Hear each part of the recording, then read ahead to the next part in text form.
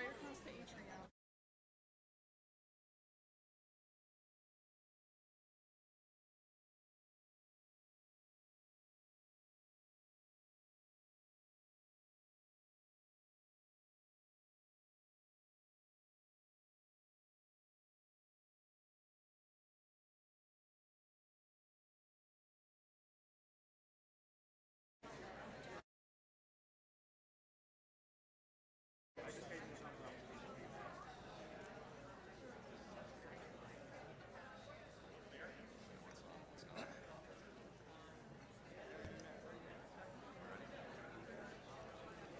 Mic's working. You ready, Mike? He said he needs to keep No, I mean, just being a little more orange.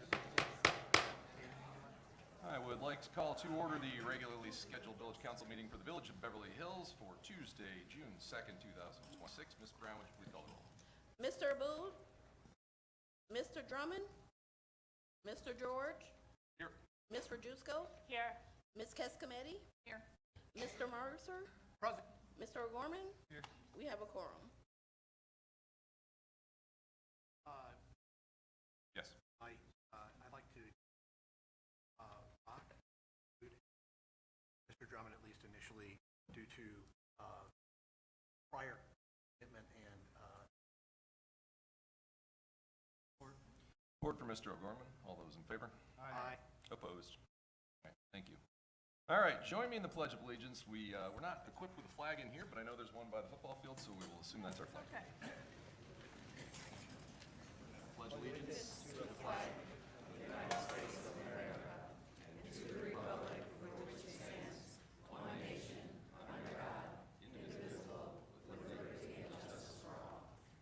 right, thank you. Are there any amendments to the agenda or a motion to approve the agenda? Mr. George, at this time, I'd like to move that we approve the agenda as published. Support. Support from Mrs. Kescometti. All those in favor? Aye. Opposed? All right, we have an agenda. First up is the consent agenda. There are 3 items on the consent agenda. Number 1 is approve the May 19th, 2026 regular village council meeting minutes. Number 2, file bills recapped as of June 1st, 2026. And number 3, approve the fiscal year 2027 road striping. Mr. George, at this time, be it resolved that the Village Council of the Village of Beverly Hills approve the consent agenda as read. Support. Support for Mrs. Kescometti. Ms. Brown, would you? Mr. George? Yes. Ms. Rajusco? Yes. Ms. Kescometti? Yes. Mr. Mercer? Yes. Mr. O'Gorman? Yes. Motion passed. All right, thank you. On to the business agenda. There are 2 items on the business agenda this evening. First up is the DNR Deer Management presentation. So, by way of a little table setting before I hand it off, Mr. Rothy to do introductions. Our hope here this evening, we've got a lot of interested people in this. We've tried to prep for some of the questions. The goal is to figure out what, to educate the community on what the options are for a community to undertake to manage a deer population or to not manage a deer population, and why you would choose one of those. There will be an opportunity as we move through this for questions. So my sincere hope, I have had probably more deer conversations than sewer conversations or potentially road conversations. I've talked to a lot of people about it, so I understand we have a variety of opinions on this issue. I do know there are some people who are very much here first. There are some people who are very much in favor of the notion there are too many deer, and there are various reasons such as understory growth, your favorite plant, all kinds of reasons. Safety. We've got a couple deer that are have some young that are problematic currently. So, understanding there are a lot of opinions on this. We will have a spot for public comment. The only other item on the business agenda is a fairly quick item. So, right after the business agenda, we'll have public comments. We will take questions as we work through. So, if somebody has a question, you want to step up to the podium, or if you want to shout it out, we've got our representative from the DNR right here who can repeat it so we make sure it gets into the microphone for the recording. My hope is not to take a poll in public comments, because I know that we can get 100 people to say get rid of them all, and 100 people to say leave them alone. So there will be plenty of time for this. What we're here to do is take as much advantage as we can of the time with the expert in this issue, here are options, ask questions about those options. Then we're going to talk about how to move forward. And there will, quite possibly be, some direction, hopefully coming out of the end of this, as to what we want to do to manage or not manage our deer population. So we do have a timer for public comments. We do, if we get to the point where we're approaching public comments, I might ask for a show of hands just to see how many people plan to make a comment, which will help inform whether we want to keep that to a slightly shorter time so that, I can stay here as long as anybody, but, we can also do polls other ways. So trying to leave it up to everybody to get out of it what they want, but first things first, I'd like to make sure we take advantage of the time with the expert. So, Mr. Oakley, having said all that. Yes, I'd like to introduce Eric Holton, wildlife biologist with the Michigan Department of Natural Resources, who is here to speak about urban deer management, biology, process, and options. I'm going to turn it over to her at this time. Hello, Council. Thank you for having me tonight. Everyone else, thank you for having me. So, like you said, my name is Eric Holton. I'm a wildlife biologist with Michigan Department of Natural Resources. I oversee Oakland County, Genesee, Lapeer, and part of Livingston County are the areas that I cover.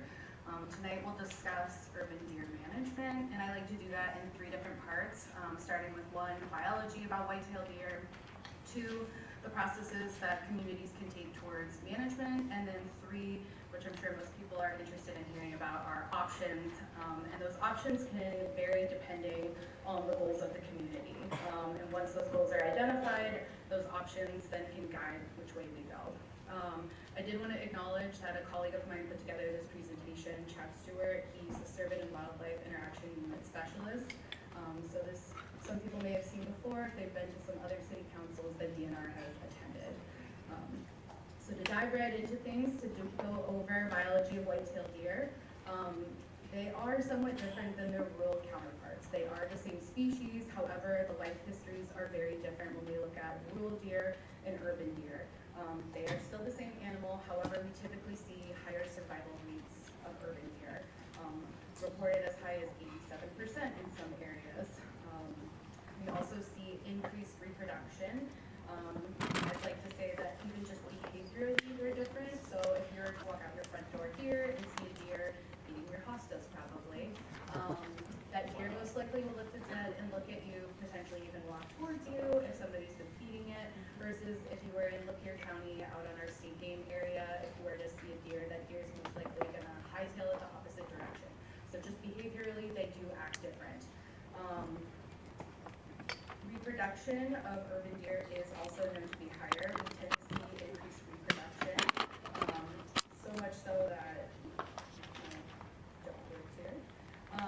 as 1.8 fawns per doe. So typically we're seeing does have twins in urban areas. I'm sure some people have even seen triplets being born.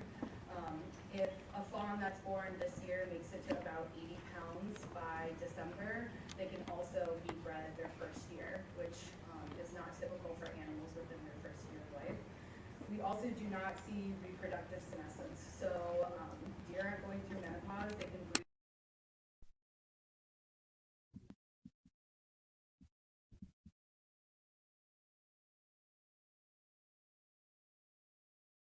breed ranges of urban deer are smaller than their rural counterparts, and that's because calorically they can make a living on less area. So there's a lot of resources available in urban landscapes, so they don't have to expend a bunch of calories traveling around on larger home ranges such as their rural counterparts.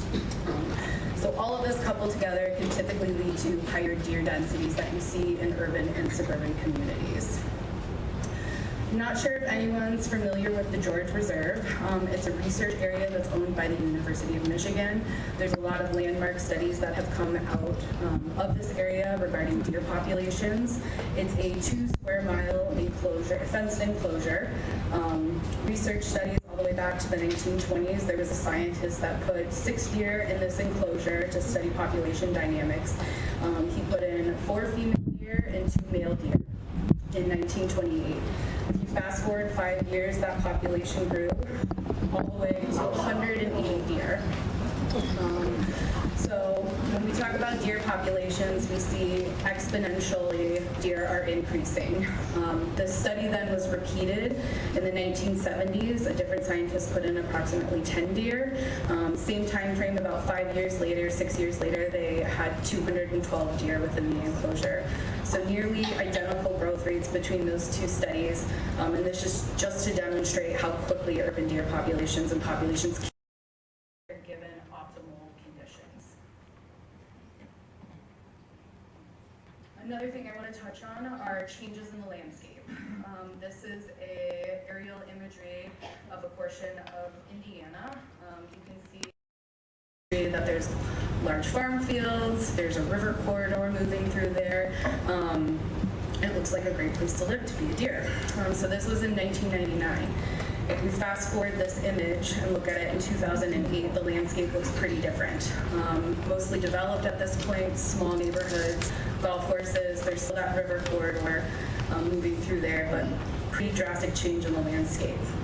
From the deer standpoint, I would say that this is an improvement. Deer love corn, they love soybeans, it's a great place to make a living, but with those areas typically come traditional management techniques like hunting. You switch to a landscape like this, you're not seeing those management techniques. Now there's plenty of hostas, there's clover, there's no traditional management being done, and there's plenty of food and consumption on the landscape. The other thing I want to discuss is carrying capacity. Some of you may have heard of this before. In the field of science, with wildlife sciences, we talk a lot about biological carrying capacity. This is basically how many deer a given habitat can support. I'd argue that we don't want to manage for biological carrying capacity. This is typically when we see the population living, but they're not thriving. So we'll see a decrease in body condition, a decrease in reproduction, higher fawn mortality. Typically, diseases can spread or outbreak, and then there's a lot of social stresses that can occur. The other carrying capacity I want to discuss is the social carrying capacity. This is the number of deer socially that people will tolerate until they are considered a nuisance. This is where deer management gets very polarizing. This graphic here is pulled from another scientist at MSCO. He refers to acceptance capacity. I would refer to that as social capacity or social tolerance here. But this graphic does a good job at illustrating the challenges that communities can face with deer management.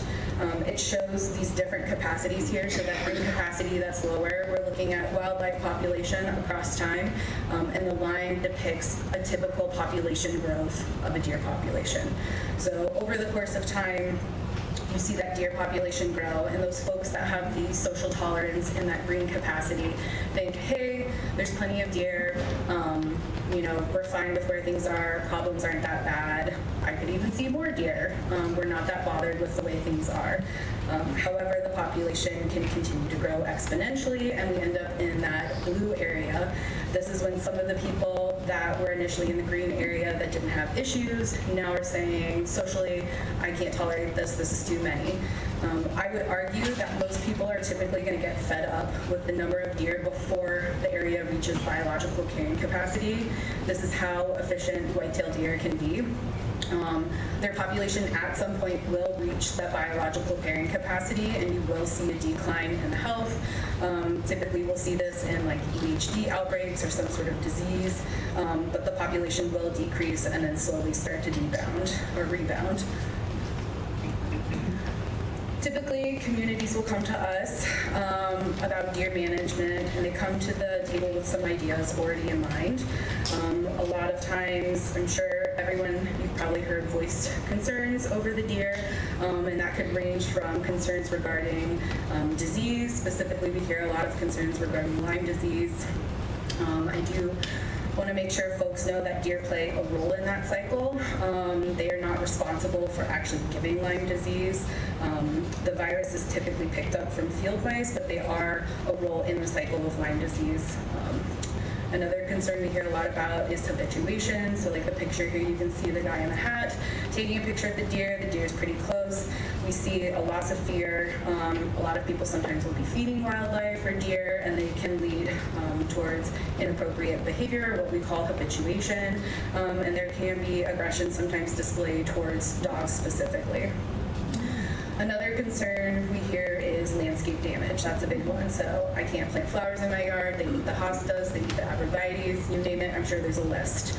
That's another concern from people. Deer in a forest with very little understory. That picture in the center there, you can see there's not a whole lot of nutritional value in that forest for that deer. So that might be a concern. And then another concern we hear a lot about is deer-vehicle collisions. So kind of move into the process of things.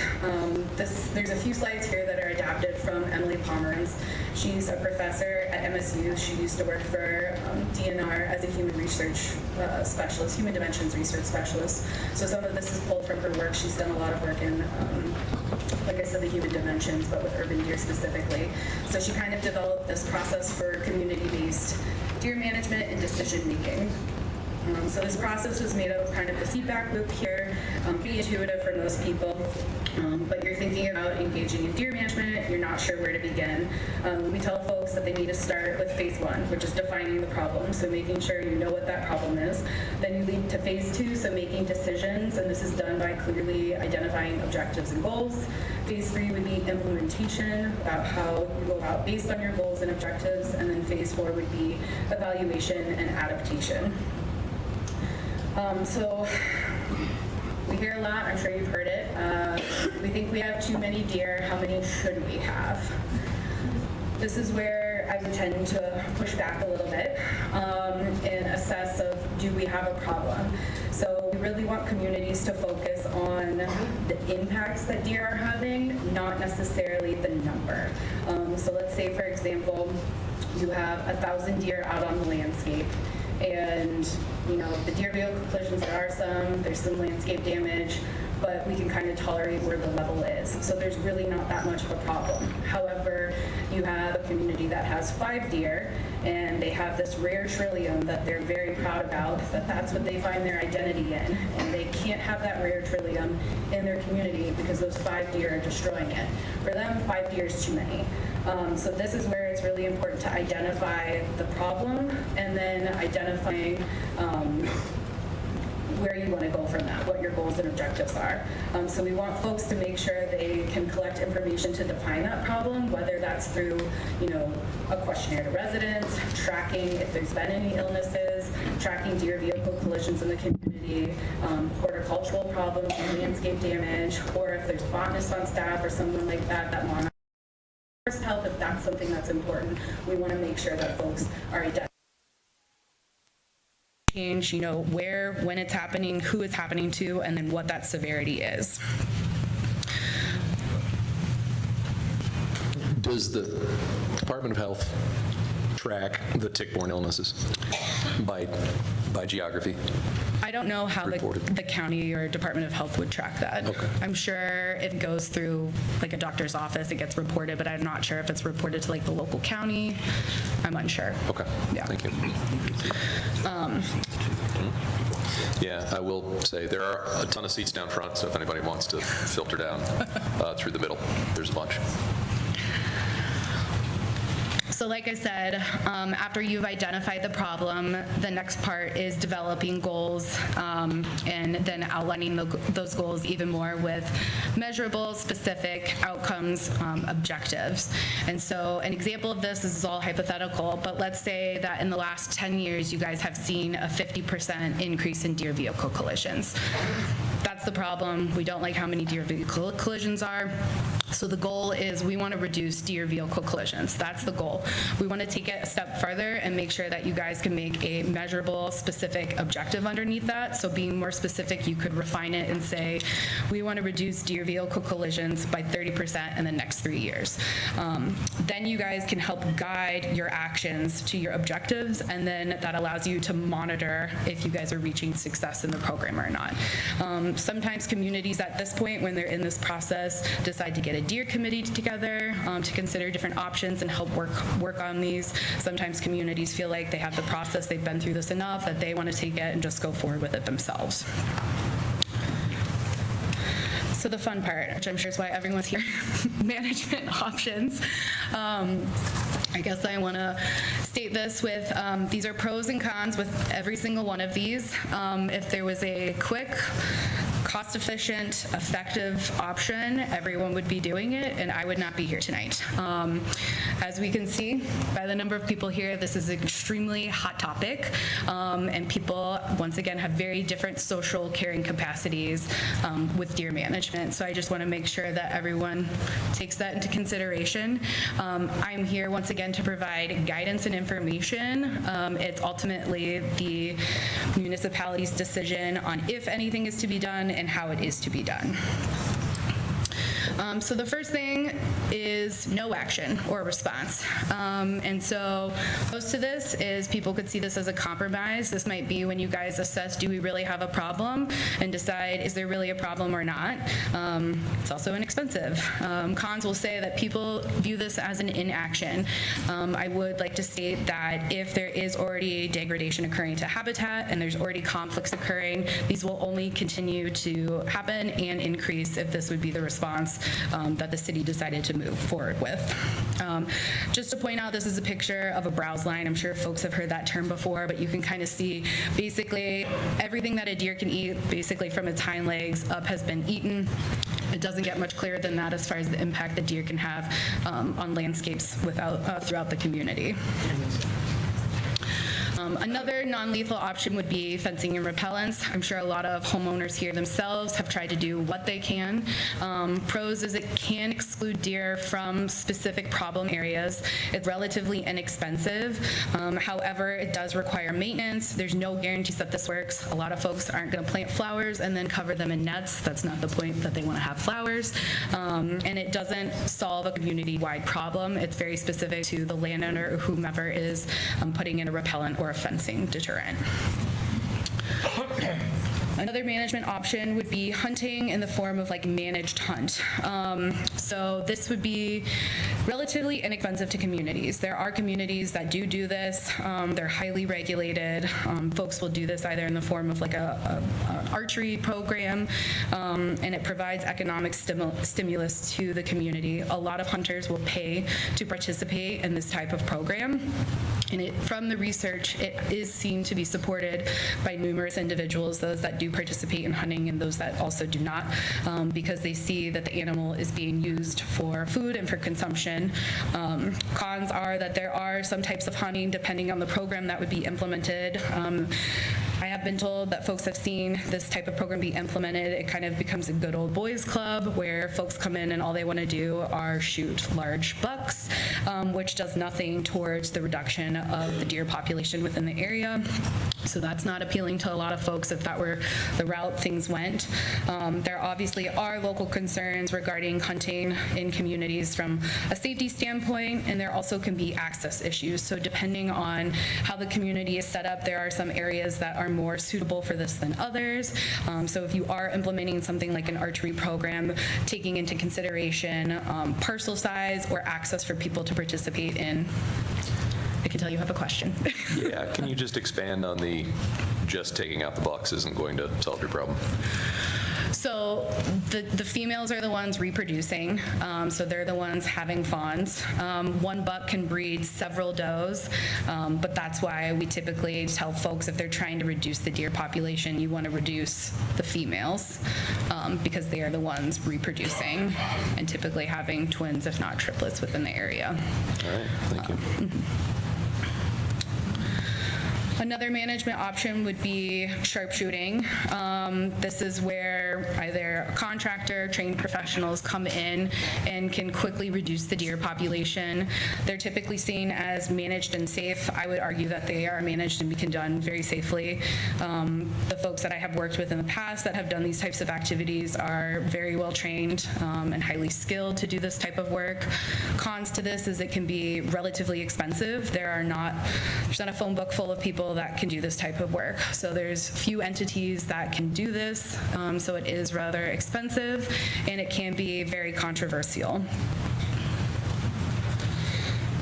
Next option would be trap and relocate or trap and remove. I'll put a big X over that. Relocation will not be an option. That's not allowed in the state of Michigan right now, so that's what I will say. Trapping and removing could be an option. Pros to this is that there's no projectile that's being fired, so folks may see this as a safer option. It allows for a trap to be placed in specific areas that otherwise might be difficult to remove deer. Given if you have high density in a certain spot where maybe hunting would not be safe, this could be an option that would be used. Cons are that it can cause high stress to the deer.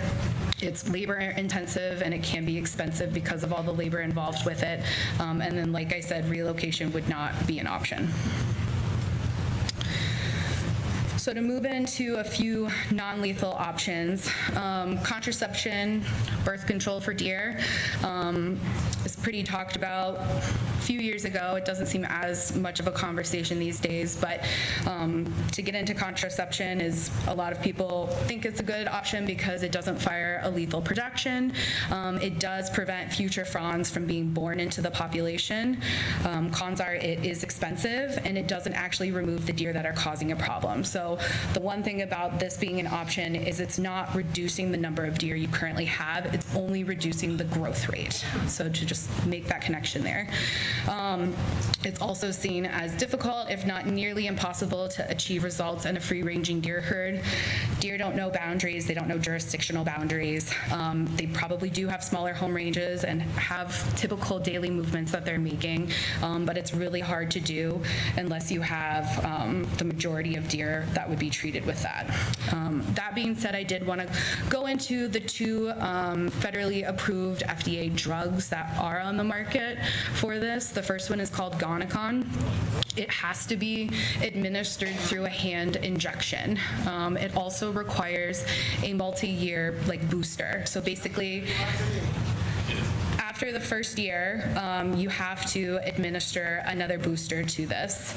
So you would be required to trap the deer, inject it, most likely tag the animal so you know the individual that's been treated, and then you would have to do that again a year later. One thing to note is Can I, again, quickly, sorry to interrupt, we do have a bunch of seats down front, so if anybody wants to come sit, please do. Okay, thank you, sorry. So, like I said, these are federally approved drugs in our country right now. They are registered through the EPA, not FDA, sorry about that, as a pesticide, but they are currently not registered for use in the state of Michigan through MDARD as a pesticide that can be used. So this is not an option. The second drug is Zonistat. So this one can be administered through hand delivery, a jab stick, or remote dart delivery. This drug encourages, or I guess recommends, that it's boosted at 2 weeks after the first dose and then each year following. So once again, you would have to most likely trap the deer, mark the deer, and then follow it up with multiple booster applications. Once again, this drug is also not registered for use in Michigan through MDARD as a pesticide, so it's also not an option right now. So none of the medical or pesticide options work in Michigan? The contraceptive options are not currently available for use in the state of Michigan because they are not approved through MDARD. All right, thank you. Another non-lethal option that we hear a lot of folks ask about is sterilization. So this is when you would go in and trap the deer and do a surgery where you're removing reproductive organs, either an ovarectomy or a tubal ligation. It doesn't fire a lethal projection. It once again also prevents fawns from being born into the population. The downside to this is it's very expensive. It once again doesn't remove deer from the population. It's only reducing the growth rate. And it's very difficult to achieve successful results in this. A lot of studies have looked at this. Once again, in free-ranging deer herds, you typically would have to treat between 90 and 95% of the adult females in your population. I'm sure some people are aware that Ann Arbor did a sterilization program as a study. They worked with white buffalo, and the results are available. I'm sure if anyone wants to read them, they can Google this. But they did show a reduction across their 2 study areas between their south study area and their north study area. However, I did want to bring light to the fact that they were doing 2 different options as far as sterilization and lethal removal. So over the course of the study, they removed 432 deer lethally through a deer cull, and then 78 does were sterilized. The department has not seen strong evidence where this activity has been successful at reducing deer populations and reducing conflict in a free-ranging deer herd. Because of that, we not recommend it. However, if this is an option of interest, additional conversations can be had with staff above me. This is not currently an option that's permitted through our urban deer conflict management policy that's in place. This would most likely go through another avenue within our division. Can I just ask a quick question about this? Yeah. Ann Arbor has a lot more rural areas around, so, I mean, I'm just thinking about the veterinary side of this. To sterilize a large animal, we don't have a facility around here, and then also we can't transport them. So for Beverly Hills, is this truly even something that we could consider, or are the logistics of it essentially, I mean, are they possible at all? So there are, I don't know every study with this that's happened, that's done this before. Some folks will dart the deer and take them to a centralized location and work with a group such as White Buffalo or whomever else they would identify, whether that's like a veterinary clinic or somewhere else to do this type of surgery. And then they typically issue a reversal drug and let them go. I know it can be done. I don't know logistically as far as how Beverly Hills is set up, how that would be done. Yeah, I was just trying to figure out where we get a large animal into a veterinarian. Yeah, it would require most likely partnering with an entity in like a research capacity to help assist with this type of program. That would then be responsible for doing all of that. Okay, Yeah. thank you. Did Ann Arbor start exclusively on sterilization and move to the cull, or did they have kind of a No, parallel it's the tracks? current, yeah, same time. Yeah. And the fun one, reintroduce predators. We'll put a big X through that one. It does get brought up, so that's why it's in here. You know, a pro is returning species to where they historically were. However, it would be very socially unacceptable, is my guess. It would also be very expensive. I'm sure if we think we have a deer problem, we really don't want to turn that into a mountain lion problem. So that being said, there is no one size fits all or magic solution. If there was, we wouldn't be having this conversation. There are 4 major components to look at when deciding what management option is going to be best suited for your area. That's going to be the cost, the efficacy, the speed, and the controversy involved with whatever option. You will never be able to have all 4 at once. So you're going to have to decide between 2 or 3 of these and which components are more important to you when making your decision. And this is all going to depend on your values and what you are trying to do to solve the problem if there is one identified. That being said, that is everything I have. This is my contact if people want to call me. And thank you for having me here tonight. Thank you. And oh, you switched off of the contact information. Somebody was trying to Oh, take a I can picture put of it back. Sorry, guys. So, thank you. Please don't go anywhere. I'm sure we have some questions. Start here, start out there. Okay, we'll start. Ms. Cascamani had it. Thank you, Mr. George. Thank you, Ms. Colton. That was a great presentation. I know there are lots of folks in the audience that have done some of this research on their own, and folks that have said, okay, we understand what practical options are for this community, and I think people might like to hear more about how a hunt would work in a community like ours, and maybe specifically either the managed hunt or the contracted sharpshooting.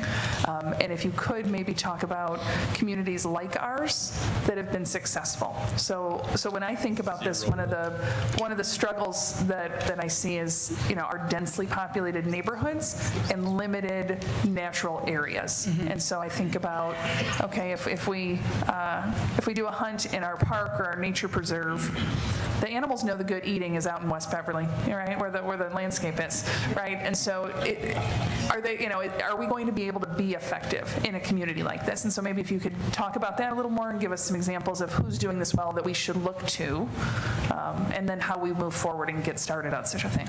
Yeah, there are a lot of communities that are doing some form of urban deer management. Meridian Township has been doing urban deer management for years. They are a little bit more natural landscape than here. So they do have areas where they can do managed hunting. Typically that is done through some sort of highly regulated archery program. And that can be set up however the municipality decides is best suited for them. I will say a lot of communities will make it highly regulated in terms of a lot of times they'll require like a background check, they'll require a proficiency test in order to make sure that the folks that would be participating are skilled enough to participate. As far as, parcel size of what that would need to be done, I think that can vary depending on how the deer are throughout the landscape. Like you said, I'm sure there's areas that are more hot spots, and that's where when you guys look as a community, where is the problem occurring? I'm sure geographically there are areas that are less tolerant or are having more problems than other areas, and that might help guide where management could be targeted, as well as learning. I'm sure a lot of these deer have similar movements daily that they take, or they could change seasonally as well. But as far as that archery hunt, it can be done. As far as parcel size, I can't give you like a specific acreage or amount of land. I do know you need to take into consideration, obviously, when using archery equipment, that deer, once shot, can take some time to expire, so they could run off. So that's something that would need to be taken into consideration as far as, access. If there's private landowners that would want to participate or not participate, if there are areas that, like you said, are natural landscapes that deer would maybe be in, whether that's a cemetery or a natural park or a golf course, those could be all areas that potentially could participate that might have a larger area. I know Meridian, like I said, does an archery program. They also do couple that with a deer call that typically is led through their police department. So their law enforcement personnel are also lethally removing deer. So typically each year they have a number of deer that they're trying to do removal through their hunting program, and then whatever is not harvested through that program is then typically done through their police department. There are other communities this past year that participated in a deer call. So the city of Southfield and Farmington Hills both implemented deer calls through a contractor where they worked with the contractor to identify parcels for removal and work with them specifically on, what they could and couldn't do, where they could do it, where they couldn't do it, and kind of developed a contract with them through that specific contractor for doing targeted removal. And I'm sure there's more to your question that I didn't get to. Maybe if I could, Mr. George, a follow-up. I think a number of years ago, a big point of conversation in Oakland County was Rochester Hills, right? They were sort of the flagship community, all over the news all the time about deer conflict. But I understand they don't do a lethal control program anymore. So do you know why some communities have tried it and are no longer doing it? So I don't know the history of Rochester or Rochester Hills, if there ever was a lethal removal program. So I can't speak to that. I'm unsure if there ever was a program. I do know that currently they aren't working with us as far as issuing a permit for some sort of lethal removal that they would need for an out-of-season call. So I haven't had anything on the record with them. The only folks that I have worked with in the past were Southfield, Farmington, and Farmington Hills. Thank you. Specifically. If I may just ask a clarifying question real quick, just as far as the managed hunt option goes, what I'm hearing is the DNR does not impose any sort of minimum property size or parcel size. You know, it's obviously what is safe and practical, but as far as a minimum legal threshold, there is none, correct, as far as that Correct. goes? So there are hunting seasons that are already in place. There are licenses available. So that is an option that's already on the table. We're in an area where I'm assuming that there's local ordinances against a discharge of firearms or a discharge of archery equipment. So there would need to be some sort of jurisdictional ordinance changes to implement some sort of program like that. You could implement a program that follows hunting seasons that are already in place when seasons are set and follow those, but there is no like minimum parcel requirement. Do you know if there's any guidance? I would assume somewhere someone has guidance about how the legal underpinning of doing this on private land, because part of the challenge we have is that we have limited public land available to do this on, and there are lots of places along the river where we have houses that back up to it, and we've got some large lots, but I would have to believe there's something memorializing the permission that. Yes, I would work with obviously legal to develop whatever rules or restrictions or, you know, a permission slip or guidance with that.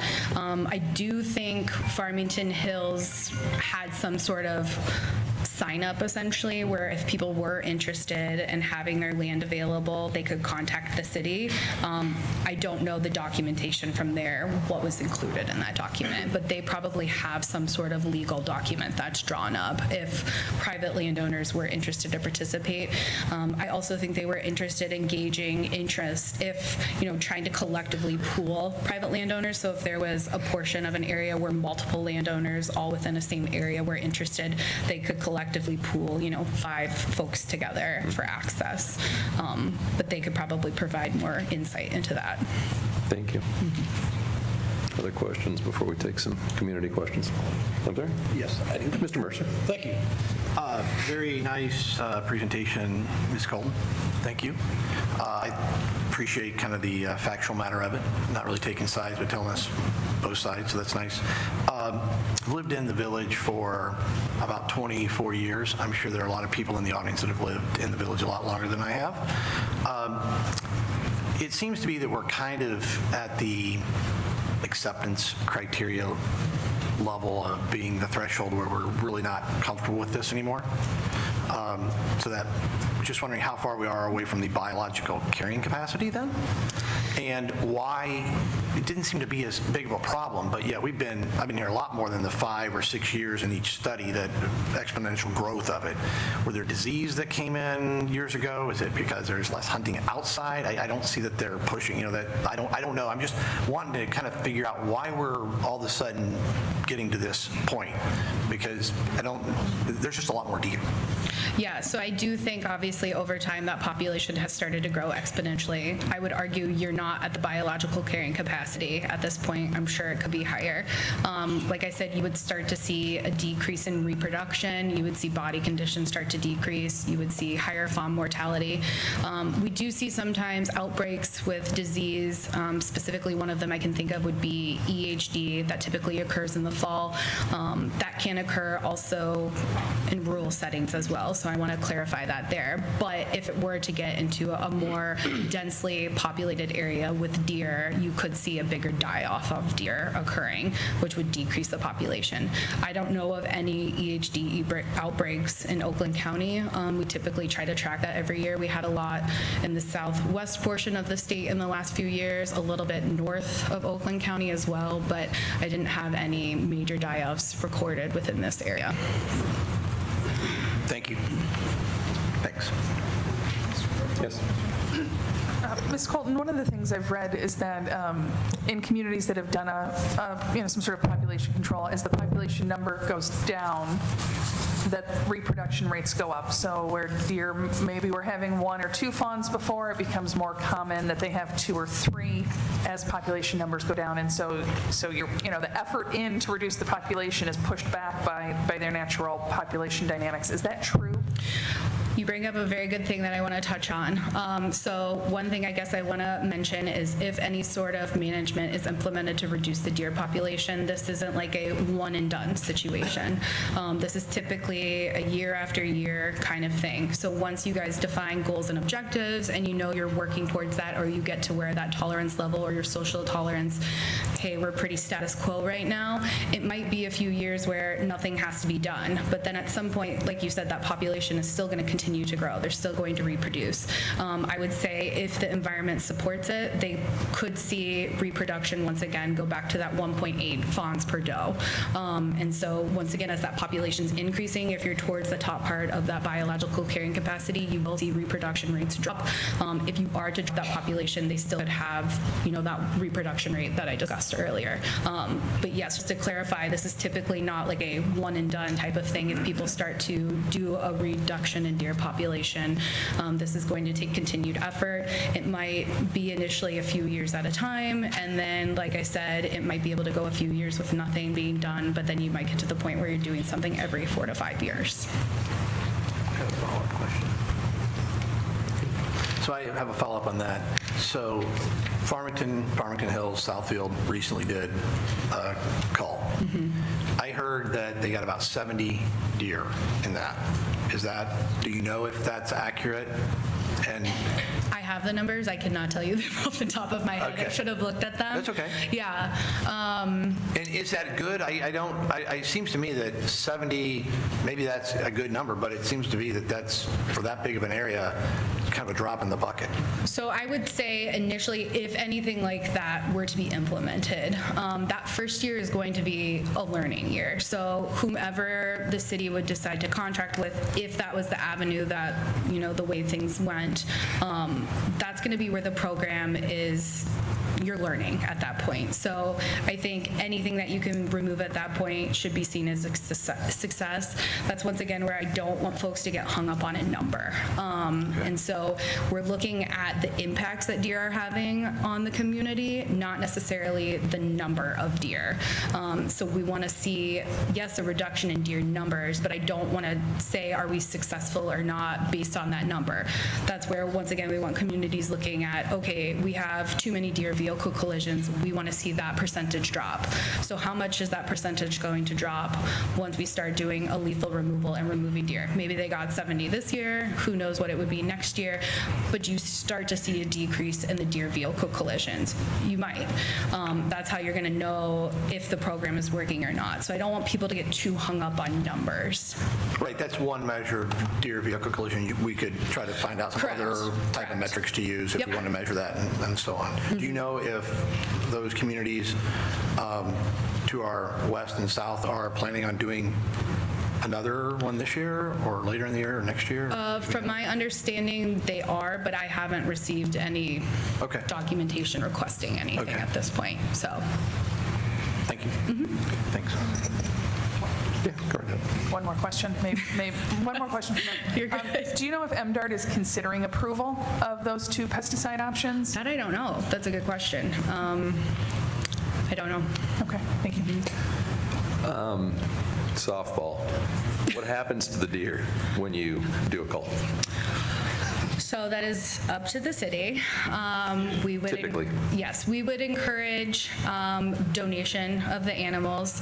There are several programs out there like Hunters Feeding Michigan, Hunters Feeding the Hungry, that are an option for deer donation. So the venison is used. It's typically sent out to local food banks, so nothing is wasted, or Thank you. donated to local churches or folks in need. And I forget if it was from a different version of this presentation or from other research, but I do understand that if you begin a cull, you still have a period where they're climbing before you see the effects of that. Yes. And you start seeing the reduction. Do you know if any of these communities like Meridian Township potentially started with the professionals and then took over management on their own by way of a managed hunt? So Meridian kind of does a joint thing. So they do an archery program. I don't know initially if they started with both. So they do lethal removal through their police department that does targeted removal essentially as like a sharpshooting or cull. But they also have a managed hunt that folks can participate in. I don't know if those started at the same time or if it started with PD removing deer and then they brought in a hunt after that, and now they kind of do both of those collectively. But that could be something that you guys could look at. And by way of reference, I just looked up Meridian I was Town. going to say, Meridian Township has a fabulous website, so if folks are interested in learning more about their program, they have it all on their website for folks to view. Okay. Yeah. Thank you. And it looks like Meridian Township is about 8 times the square miles of Beverly Hills with about 4 times the people, so lower density for sure. Could add to that, I spend almost all my free time in Meridian Township. There is city-type areas, but it is also very rural. Like, there are multiple horse farms. There is a lot of huge nature areas. Like, I remembered this February when they were doing the controlled hunt. The park that they closed down is probably a good portion of many of our subdivisions here. So it is a little bit of a different situation for them there, just because, I mean, my horse is directly across the street from Meridian Township, and it is, I mean, there's probably 10 or 15 large livestock farms with open fields, and so it does make that a little bit easier. But if any, I can reach out to residents there and find out more information from them if you want me to. And I can also provide the contact for their natural resources individual that deals with most of that program as well. Okay. Other questions from council? Should we take some? Can we, residents, anyone have questions? If so, here's how I'd like to manage this. My job is to just try to keep this on the rails. So since I don't think we have a mobile mic to hand around. Hey, look at that, we do have one. So this'll make it easier. So if anybody would like to be a runner, Neil or someone, that'd be great. Would be greatly appreciated. Should be pretty easy, so just pass it back to the middle. So we'll hand it off, we'll take questions one at a time, and the goal here is to, we're looking for clarification, any elaboration on what we heard on the options. Where'd the mic go? We already lost it. Hey, look at that. All right, start there. Hi, I'm Marta Kelly, and I live on Hillcrest in West Beverly. And some of my comments today, my glasses. Ma'am, what I'd love to do, we've got time for comments. What I'm trying to do, because our friend from the DNR is going to be leaving, so I'm hoping to get most of the questions for her out first. Great. Super. I wrote them all down, so it's not off the top of my head. So how does somebody like us know when a deer is sick? They're acting strange anyway. They're not afraid of us. They're not afraid of dogs. How do we know if one of them is sick? That's one thing. So I can answer that question. So there's a difference between a sick animal and a habituated animal. So an habituated animal is going to be an animal that's lost its fear of humans. Typically, they're accustomed to being around humans. They have no fear. They feel, I guess, emboldened. Sometimes they'll have aggressive behavior. Most of that time, that is due to the fact that somebody's feeding them within the area. A sick individual, you're typically going to see, like I said, the body condition's not going to look good. You'll see rib bones, you'll see hips protruding. Sometimes there can be nasal discharge, there can be diarrhea, all sorts of things, just like when humans get sick. Okay, thanks. I asked a question for the council. I have a dog, and the deer aren't afraid of my big 80-pound lab. What can I do to protect my dog? The deer comes at him, can I hit it with a stick? Am I going to get in trouble for hitting a deer? That's might be sarcastic, but when a deer doesn't back away from 80-pound lab, that's a concern. There was also the note on Facebook Village. People warned to keep their dogs and not walk on Riverside this past week because a doe was protecting her fawn. So we have to send out alerts like that. Isn't this a point of concern? For me, it is. Also, the deer poop make dogs sick. It gives them giardia. My dog had that from eating deer poop, and that affects their stomach and their intestine system, so that's also not good.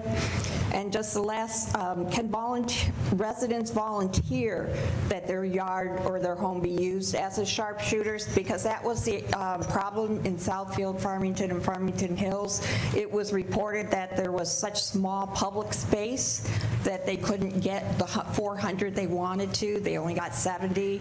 But folks, out of that 70, they fed over 9,500 meals. So there is a benefit. Thank you.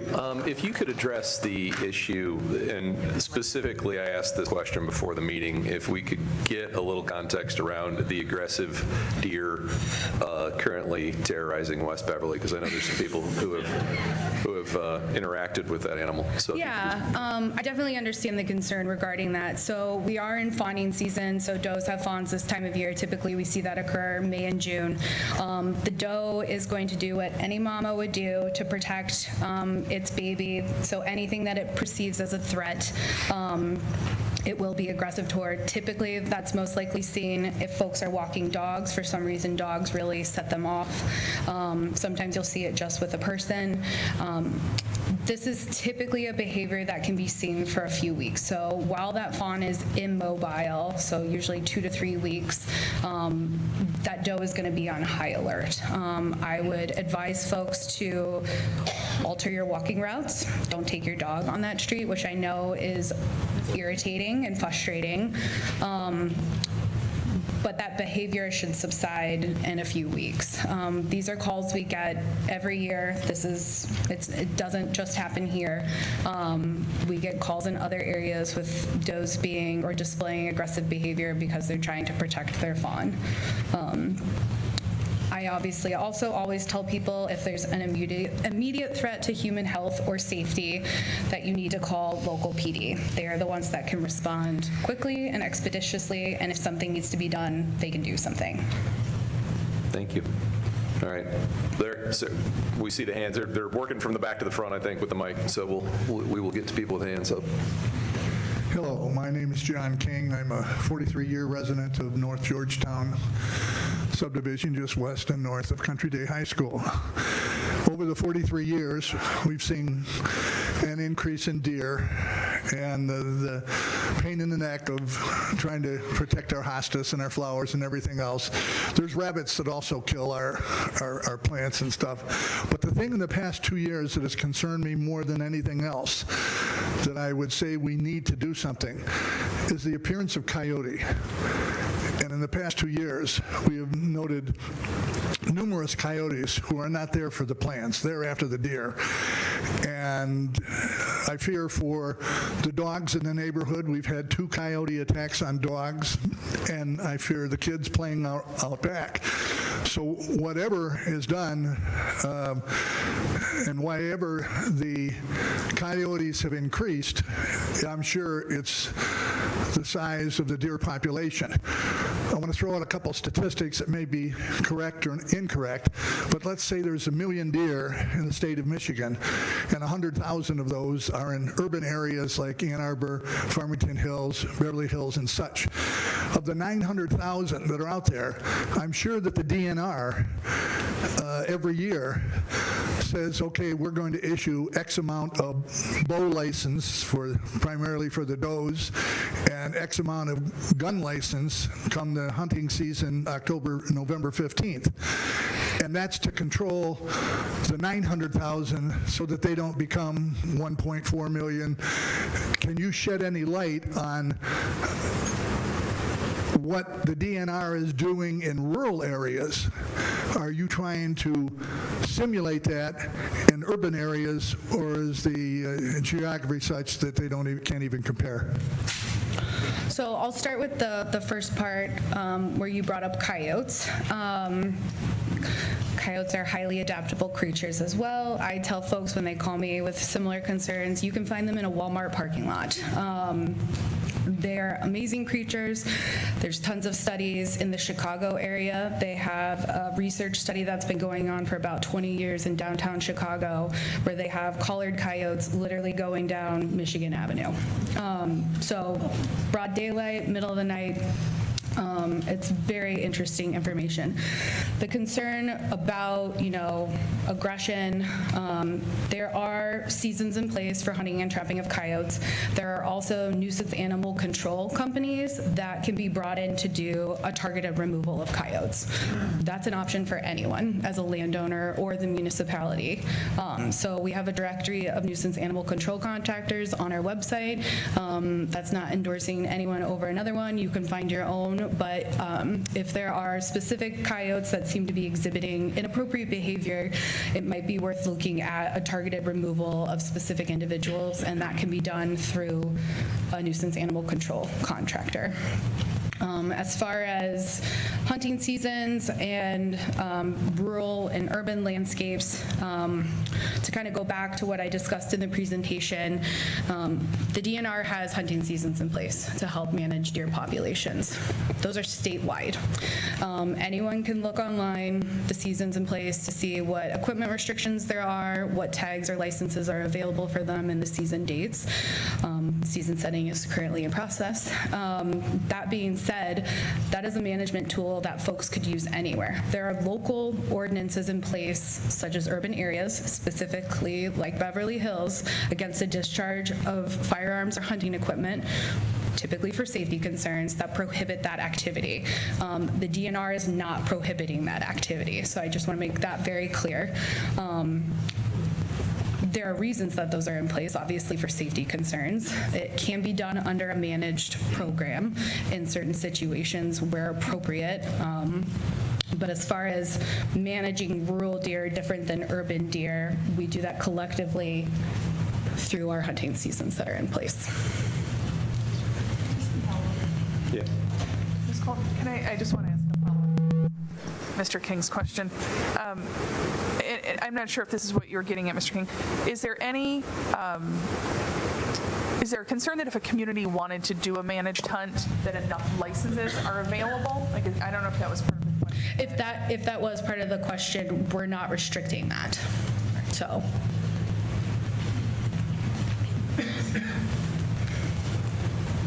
Hi, sir. Hello. Is this allowed? Feels like the mics are, Okay. there we go. Super. Is there any chance of them hurting the deer? Or in hunting, what they do is they drive the deer to a certain area. Is there any way we can drive the deer out of the community? How about you try and live with the deer? Right. They're here for. Which direction? Right. I'm going to go north, but And we are the. yeah, north. Go west. Yeah, go west. Kent County wants the deer. Yeah. I think as far as like a deer drive, that's typically frowned upon. We want to practice ethical and fair chase hunting. So I don't see that being maybe a efficient option. Just chasing the deer out of the community by horns or rattles just to run them You out? could do that if you'd like. And then gather them into a certain area where then they can be handled? So that would be potentially like Would you like to speak? Oh, yes. Yes, I very much would. Hi, everybody. My name's Paul Balo, and I live on the east side of Beverly Hills, and this council is very familiar with my presence. Hi, Kristen Kolob. I'm sorry to see that you've taken Tom Ryan's place, because he owes me a bucket of money. Anyhow, you are all looking at this in the absolutely wrong aspect. Do you remember that great program of the buckthorn extinction in Beverly Park? How much did that cost? How much did that cost? That was enormous. And all you did was create, hi Rachel, your yard is delicious. I see so many of my friends munching over there. It's a buffet. I love it. That buckthorn eradication program cost tens of thousands of dollars. And what it was, let's get back to some history here. Let's get to some history. Buckthorn eradication. My job is to keep it on the rails. And I said we're asking questions to a representative from the DNR. We're not getting a history lesson. So if you have a question, please ask it. If not, please hand the microphone back to Mr. Johnston. So, it's DNR. It's off now. Thank you very much. So, how does a buckthorn, put everybody else. Sorry about that. So how does the buckthorn eradication program at work, because you're trying not about that. You're trying to do the same thing here. And the more buckthorn you eliminate, the more it encourages growth. The more deer you eradicate, it just brings in more from other communities. That's the point. Can we hand the microphone back to Mr. Johnston? We're not here for a lecture on buckthorn. I get where you're coming from. You don't understand the program. Talk about deer here. I get, That's the solution. Mr. Balo. You don't understand. Yeah. That's the problem. You don't understand what the problem is. Sir, I know you. We'll talk soon. that'll be great. Anyone have a question? Thank you. Yeah, is the microphone on? Yeah. Larry Stawick, I'm Bellvine Trail, been here for 35 years. I have several questions. Number one, the deer population has increased. In my area, we can see 4, 5, 6 deer every single day. I've had 17 in my backyard, 13 in my front yard. Sir, please. The other thing, I have a question for you, the increasing of possible Lyme disease, but there is another disease coming in carried by deer called alpha-gall syndrome, which is an allergy to meat products, and there's no treatment for that. Sponsored by the USDA. Sir, I'm a physician. I think I know more than you do on this subject, okay? We'll see. Lost my train of thought. The other thing I have, that's an issue, that has to be addressed also, and why the deer population has to be controlled. The other thing I have, during runting season, how aggressive are the male deer? Because can someone actually be charged at and hurt? Because I would hate to see a child hurt, from the deer during runting season. Feel awkward turning this way to answer your question. You can take the microphone off. There we go. As far as, I don't know specifics regarding the disease that you're referring to, so I can't speak to that with deer populations, so I apologize for that. As far as behavior during the rut, you can see deer become more aggressive, obviously the males. We have had calls as far as aggressive behavior towards individuals. Typically, it's going to occur when somebody's walking a dog or people. I don't have any specific situations that I've been involved in with anyone being attacked during the rut from a deer that's just going through rut. That being said, there have been instances where obviously their behavior changes. There's a lot of testosterone in the body during rut. Deer that are habituated in nature, typically being fed by somebody. I have had instances where those deer have become very aggressive, and sometimes there needs to be like a targeted lethal removal of an individual.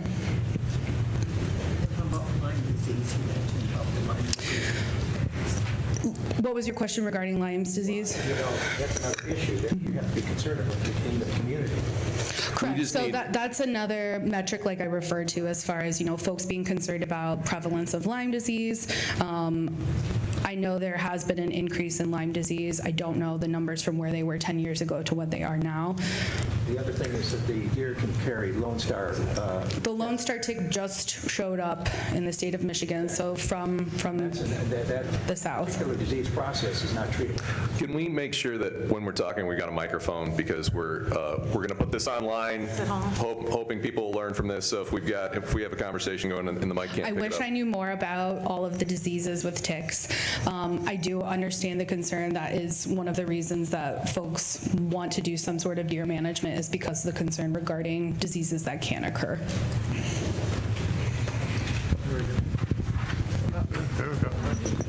I'm Larry Wheathorn from Hillcrest, neighbor of Mart up here. Speaking of ticks, I'm just wondering, if we reduce the deer population, does that necessarily reduce the population of ticks, or once the ticks here, are they here? So like I mentioned in the presentation, there's and I'm sure you're familiar with it, there's a whole cycle to Lyme disease and tick behavior. So deer aren't the ones that are carrying that virus. They're in field mice. They're needed to complete the cycle that causes Lyme disease. I don't know if the number would be reduced if the deer population was reduced, if there are ticks already here on the landscape. Obviously, if you're reducing the number of deer on the landscape and they are part of that life cycle, less deer, potentially less in that life cycle that could carry it full cycle, but I can't say specifically that it would reduce it. Marilyn Antrim. I live on Riverside Drive, and I have been confronted by the aggressive doe twice. Am I allowed to use a 6-iron on her? No, that's a really serious question. I don't have a big dog, but I need to protect him. Yeah, I tell people if you have to protect yourself, you have to do what you have to do to protect yourself. Discharge of a weapon within village limits? I would encourage you, though, as well, once again, a threat to immediate human health and safety, call local PD. We also do have the law enforcement line within the DNR. It's the report all poaching line, but folks can reach out to that line. It's a 1-800 number. There's somebody there on dispatch 24/7. Hit option 1, that'll connect you with dispatch. You can tell them what's going on, and they can at least let the local conservation officer know as well. I'm Steve Mackey. I live in the Huntley subdivision behind the police station. The 2 quick questions. Does the village have any data on how many auto deer accidents we have in a year? We have data, but it is, I'm going to say, less than I think a lot of people would assume because of the fact that most of our roads are 25 miles an hour. So there's some, but I don't. Yeah. Okay. The second question, more for you. Is there a geographic range that a herd of deer stay within? That does it go 10 miles around or? So as far as home range sizes, that could vary depending on the resources that are available in the landscape. If they are able to find everything they need, food, water, shelter, within an area, their home range is going to be smaller, and you're not going to see large movements, which is typical in urban settings. As far as the specific number for here, I can't tell you what that is, but it is going to be less than their rural counterparts, yes. I was curious whether DNR works with or collaborates with DHHS Michigan to see what the correlations are between incidence and prevalence of deer-related diseases, the distribution across the state. There are a couple maps online that show the risk across all the counties, but I don't know what the incidence and prevalence looks like and whether that actually maps onto deer density. I know it's a cycle issue. And then the other question I had was with respect to the donation of the deer meat.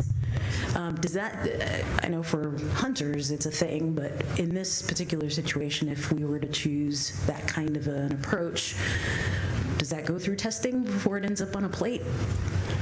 So to answer your first question, I don't know if anything's done with our wildlife health lab folks, if there's any overlap as far as deer densities and where tick prevalence is occurring. That I'm not aware of. That might be more from a university standpoint. I'm sure there's folks within MSU like Extension that are also looking into that, but I don't know internally if there is any collaboration with that. As far as venison donation, I don't know. There are testing requirements that are done with our program when folks donate deer through our Hunters Feeding Michigan program. As far as where folks were donating deer that were removed in other areas, they don't necessarily have to go through that avenue. But most places, so like local churches or food banks, I guess as far as concerned with the meat, the Hunters Feeding Michigan program doesn't take deer from CWD positive counties. I can tell you that. The deer that were also removed were removed using non-lead. So there wasn't concerns regarding lead fragments in the meat as well. Ma'am, can you have the... Somebody asked what CWD is. It's chronic wasting disease. It's another disease that is in the state of Michigan that is caused by a misshaped prion protein in the tissue of the deer. It's not curable as of right now. There's been no link between CWD and anyone that consumes meat that would be positive from CWD contracting anything at this point in time. But it is a chronic disease that is 100% fatal when the deer gets it. So it can take sometimes up to 24 months for the deer to exhibit symptoms, but once they have it, it is fatal. Through the chair, I'm Ken Siver, Mayor of City of Southfield, and I don't have a question, but I have answers to some of yours. So I don't know if you, the microphone was right here, so. Great. We contracted with the United States Department of Agriculture, and all of the deer were dressed that were culled in Southfield, Farmington, and Farmington Hills. We did, this is a pilot, so we did a small program. We were hoping for more than 70, but again, we limited it to golf courses and our nature preserves. We did bait these areas. Our cull was done late at night, dead of winter in these areas, and it happened in January and February. We had weather issues some of the nights, so we were very pleased with it, with the results. We did we put a referendum out on the ballot about 6 years ago.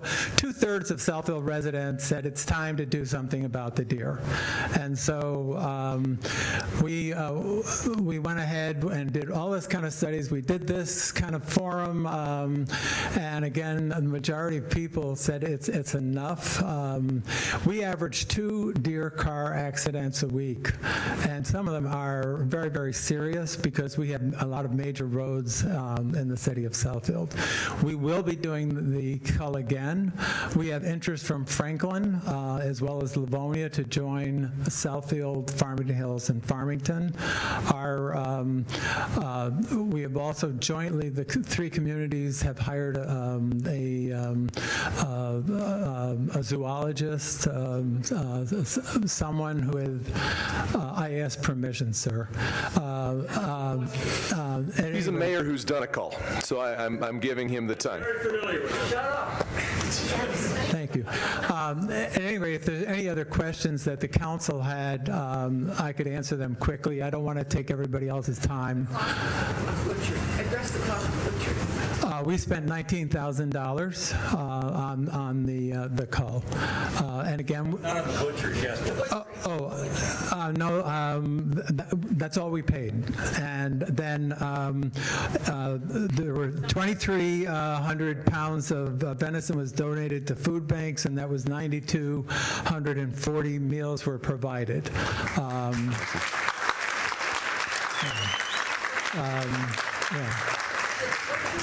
Was that free, donated? That was part of our contract with the United States Department of Agriculture. Did you do it at the same time that Farmington Hills did? No, we moved through the 3 communities. Okay. Because it was the same people. Same winter? Yeah, it was January, February 2026. Just recently? Yeah. Thank you. And when are you scheduled to do it again? We're going to do it again next winter, and it will be bigger. And Southfield has a lot of 2, 3, 5 acre lots, so we are planning to do on private property. We haven't got all of that worked out yet, but that's the direction we're moving in. Our program will be bigger next year.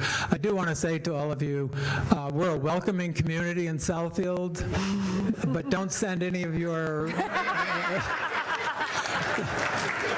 this gentleman that suggested that over here, I go, oh, no. We were going to go north. It's fine. Yeah. No way I would ever move to your community. Point of order. Paul? Mr. Balo, last time, or we're going to have you go to the hallway and visit with the director. But we're done interrupting, please. Keep going. We're done interrupting. I appreciate that. Right. Can you, sir, go ahead. Go ahead. No, I was going to say. Other question? Any other? I got a question for you. Was the call done from tree stands? No, it was done out of pickup trucks. I'm not aware of that. I know in Southfield we had pickup trucks. I can tell you that Farmington was not done from tree stands either. No, but they were baited. Don't worry about the projectiles going anywhere they shouldn't do. I know in tree stands they go right to the ground. No. So I know he's familiar with USDA Wildlife Services that did the removal. These folks would not do anything that was unsafe. So there was no concern regarding projectiles going where they shouldn't. Again, ours was a pilot program. We wanted to see, before we went full bore, wanted to see how it went. Interestingly, we've had no people come to our city council and object. No people any balls. Yeah, don't come over, please. But anyhow, I thank you for the opportunity to share this because we really would like Beverly Hills to join this effort.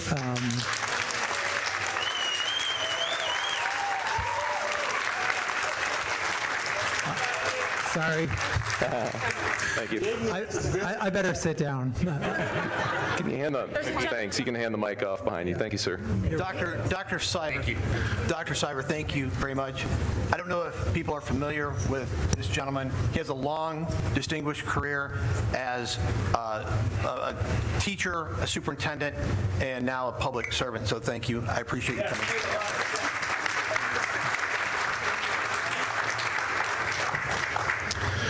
Sean Milchamp, East Chelton in Huntley. Ms. Colton, thank you for the comprehensive presentation. If you remove, you talked about goals and outcomes. If we as a community, in general, decide that the goal and outcome is to decrease the deer population, taking the social feelings bit of it aside, if this was your community, knowing, kind of the density and the suburban nature, which of all those options would you pick? What is the most effective to drive the numbers down, at least the first couple of years? This is my favorite question. So I'm going to give you my PR answer. So I do appreciate you making sure that folks, once again, reiterate defining goals and objectives. So if the goal is to reduce the deer population, there would need to be some sort of lethal management implemented.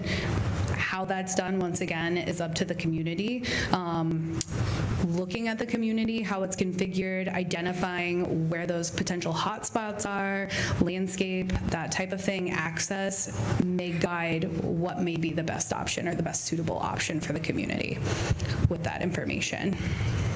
Okay, that was a very PR answer. Thank you. Second question, are there numbers, and I know you said don't focus on numbers, but just in terms of sort of removing the feelings portion from the impact, are there any numbers that show kind of like the number of deer here versus population density compared to other areas? Are we like in the same ballpark? Is it worse here? Is it? So I can't give you density estimates, so we don't have those population estimates per municipality. You'll hear folks refer to like an ideal density. You'll hear like 15 deer per square mile, some folks talk about. That can vary depending on who you are and where you're at. That's why I want folks to look at the impacts that deer are having, and that's why I gave the example of 1,000 deer, and yeah, there's some issues, but the tolerance level is there, versus 5 deer, but you don't have any of that special trillium, and so those 5 deer are a problem. Because you guys could pick a number, hey, we have X amount of deer, or we want to reduce the deer population by 100 deer. You could remove 100 deer and still have all of those negative impacts occurring. So you've reached your goal, but those negative impacts are still happening. Therefore, you still have a problem. So that's why I don't want folks to get hung up on a number. Okay, thank you.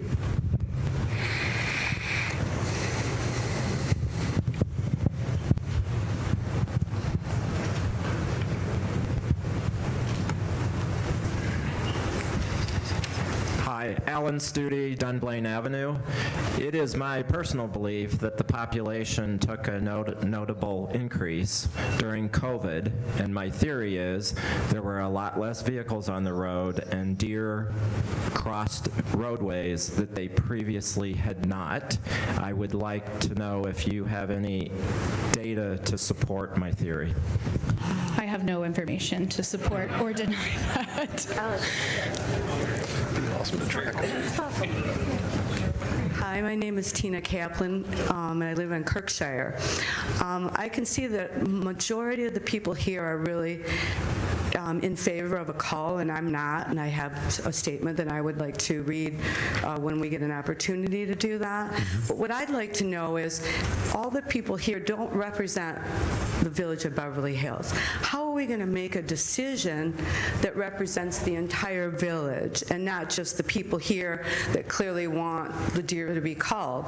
I don't want the deer to be called, and I know my neighbors don't, and there's plenty of other people in the community that don't. So who are we representing? The people here that are complaining and that don't have the same love for deer and concern, and what actually brought me to the community of Beverly Hills was nature. And we have trees and we have wildlife, and the reason, I mean, that's what makes our community so lovely. That's part of your statement for comments, for public comments, so if you've got any questions for the DNR, that would be great. Okay, no, I guess not. I'm coming for you. Yeah, we have an opportunity for public comments. Thank you, Tina.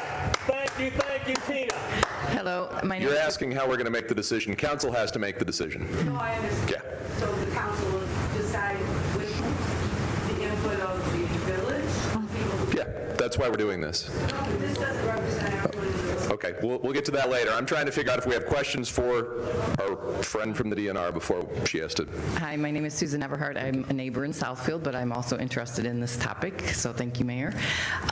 Question, I see this on TV, and I don't know how realistic it is. The Yukon vets that go and castrate the animals in the wild, is that even a possibility? Like, would that be a simple, easy, I mean, they're sharpshooting, knocking them out, and then castrate them. Is that a possibility? I have heard this brought up before as a question. It would still involve quite a bit of implementation of a program, so it would probably be similar to the surgical sterilization. Also, if you weren't to catch all of them and remove, one buck can breed several does when they come into estrus, but it would still be pretty labor intensive, comparable to probably surgical sterilization for does. Wasn't that done in the Mr. metro George, can I ask a follow-up question on this? Wasn't it done? Sir, we're not. Sir, you don't have the floor. Didn't they do that a Ms. sterilization Bolton, or program? Ms. Colton, I'm sorry. You don't have to Can I ask answer. a You follow-up don't have question the to our question back here? Sorry. No, that's okay. I know you talked earlier about, the buck to doe, ratios. Why don't we just kill all the bucks? Right? Like, why don't, like, and I don't mean that to be facetious, but in a targeted urban deer management plan, why don't you just target taking out the males? I think once my mic, oh, there we go. I got shut off too. I think probably for similar information that I just gave, as far as if you don't get all of them, one individual can still breed several females. So you want to remove or target the ones that are actually reproducing. Okay. Just seems like there's a lot more birthing than there are donating. I don't know. Other questions before we? Hi, I'm Dave Jensen. I live on Sylvan Lane in West Beverly.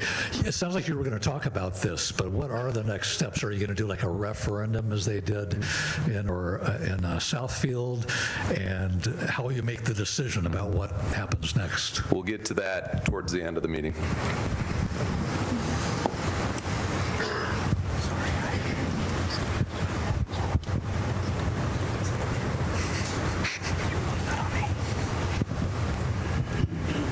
Hi, my name is Mrs. Tabby. I live in Coriel.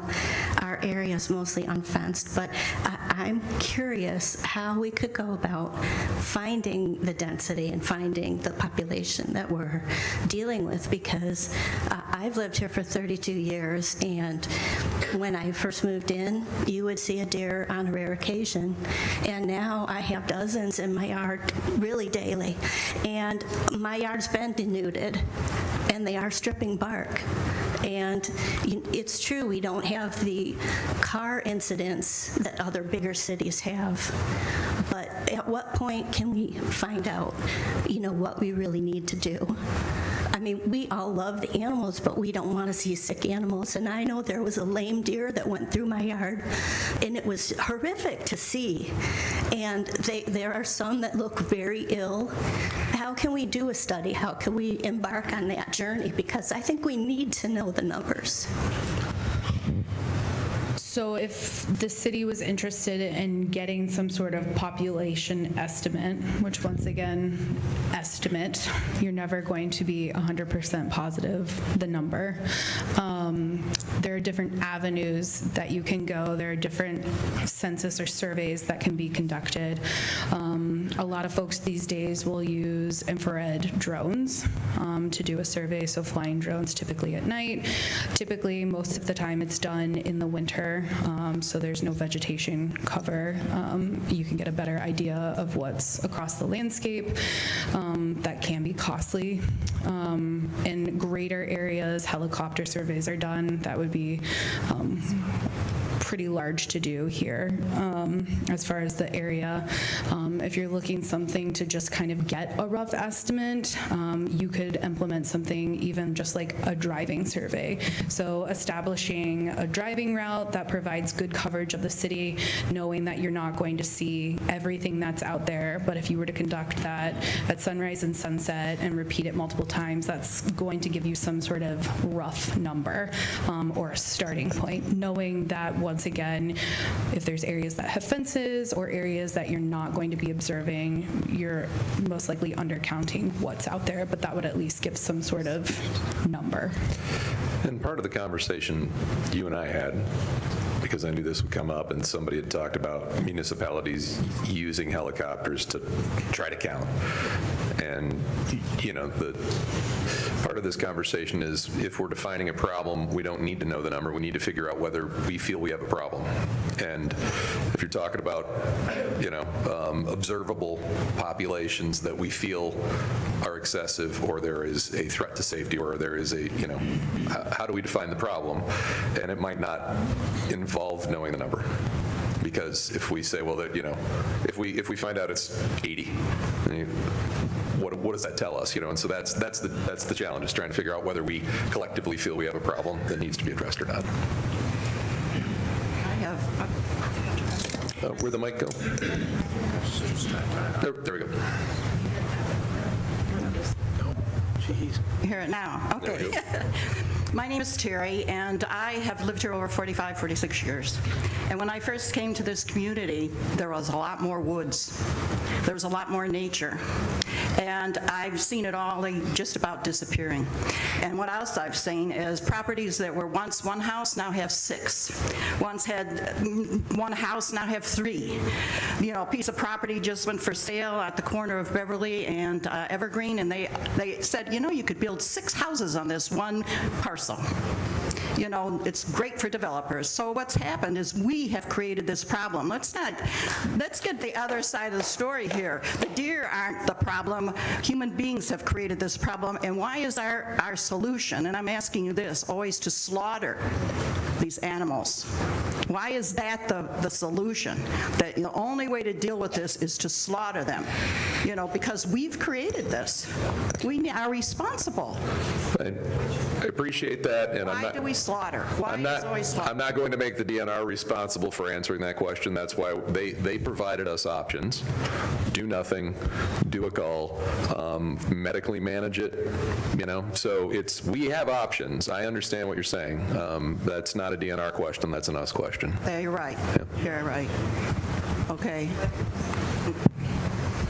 Do you want the Mine's not a question, but when we were talking, the New England Journal of Medicine in last month's issue had a skyrocketing chart on Lyme disease caused by the deer.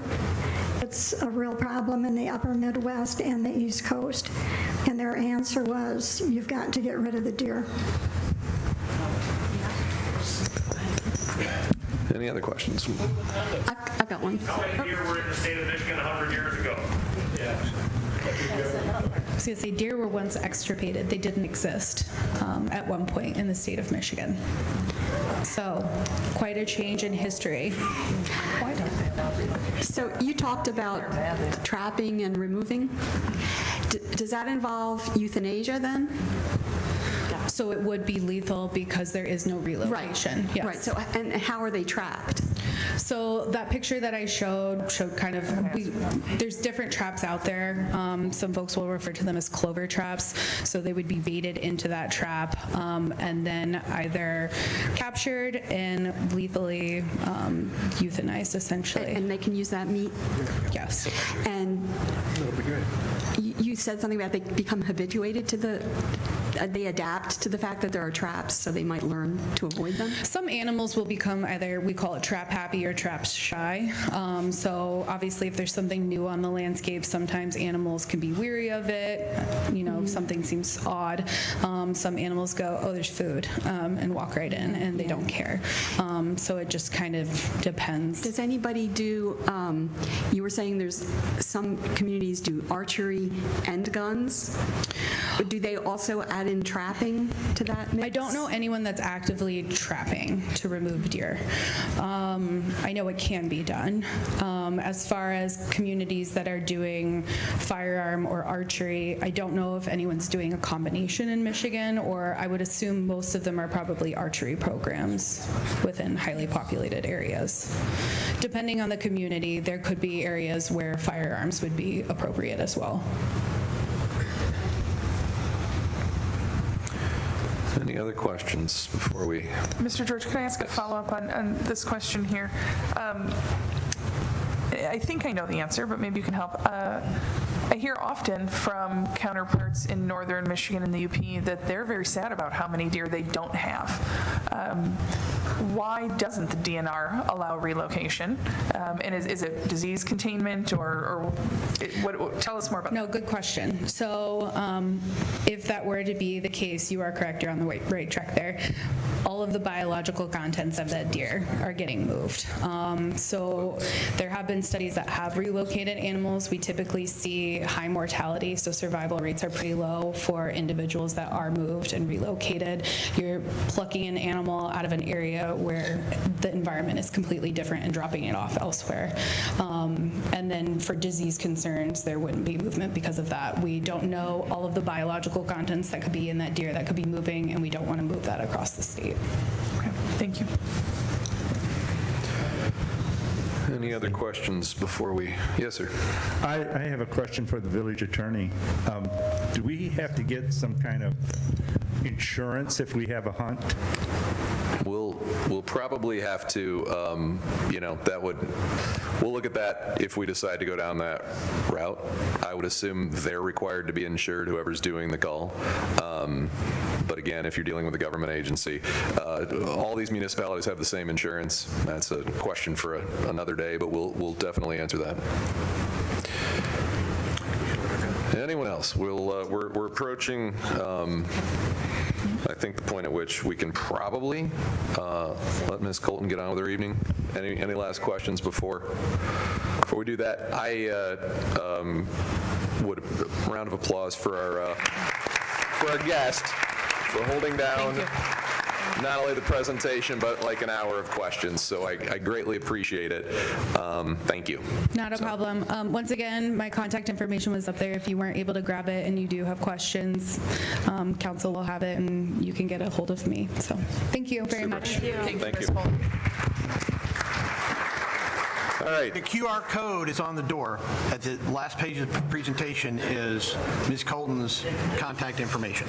If you scan the wrong QR code, you're probably voting for 10th grade president. So, glad glad the DNR could come, give us some information. Thank you all for the good questions. What we're going to do now, we have one other agenda item. If you look at the agenda, there's one other business item that I do not assume will take a long time because it involves us agreeing to pay for about 10% of a road project, which seems like a pretty good deal. And that's the 13-mile road that I ran into the other day, not realizing that it was a little closed. So sorry about that, but that we'll get that done. They'll get that done in, I'm sure, short order. So what we will do, we'll do that one. That shouldn't take long. Then we can move on to public comments and then finish out the meeting. So on to number 2 on the business agenda, Mr. Rothy, that is the approved cost participation agreement with the City of Southfield for the 13-mile road resurfacing project. Yes, before this body this evening is an agreement for cost participation in the 13-mile road. You picking him up, Mike? I don't know if okay, he's got you. Mike's got me. Yeah. All right, so 13-mile road is being resurfaced between Greenfield and Southfield. The city of Southfield is leading the charge on this project. The village is responsible for a cost share due to the way we share responsibility of this part of 13-mile. I would remind the council that a few years prior, I think it was 2020 or 2021, a similar thing was done when 13-mile was resurfaced between Evergreen and Southfield, right in front of Village Hall. In that case, we were in the driver's seat and Southfield paid us a portion of the project. This agreement, again, the project's already started. This agreement would memorialize the arrangement, and the village would be responsible for a payment of $348,720. The total construction cost of this project is just over $3 million. So we're paying a very small portion, and we are not paying for the signal work at some of the intersections, only those that impact us. Attorney Kolber, Director Johnston can answer any questions you may have, and I also just want to thank the mayor of Southfield for being here. I thought that was why you were here at first, but I appreciate that your knowledge as well.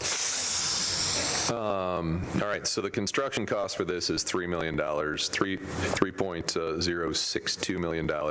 Construction engineering is another $459,000. Preliminary engineering was just under $250,000. So the total cost is $3.765 million, and our cost share is $348,000. So less than 10% of the total cost. Lovely that there is federal funds totaling $2.5 million to absorb most of the cost. Questions from council? Yes. Mr. Rothy, could you just remind us, and maybe some folks don't know this, what is the arrangement with Southfield for the segments of the road, and how does that arrangement work? Director Johnston is marching down the aisle to answer that. Thank you for being recruited earlier. Hi. Hi. So our maintenance agreement with the city of Southfield for road maintenance is from Southfield Road to Evergreen Road is Village of Beverly Hills responsibility on a full maintenance level. Things like potholes and snow removal still get taken care of on the middle boundary. And then Greenfield to Southfield is maintenance responsibility of the city of Southfield. Just so that we don't have to split the road down the middle, right? So we just each took a mile section? Right. If we were each to do a road project and just do half the road, that would... Gotcha. All right, thank you for the reminder. Other questions? Hearing none. Mr. Mercer, do you have a motion, please? Thank you. So I'll make the motion to approve this. Let it be resolved. The village, Beverly Hills Village Council approves the agreement with the city of Southfield as presented and authorizes the village president and village clerk to sign on behalf of the village. Funds are available in account number 202-449-970.00, attachments forthwith. Support.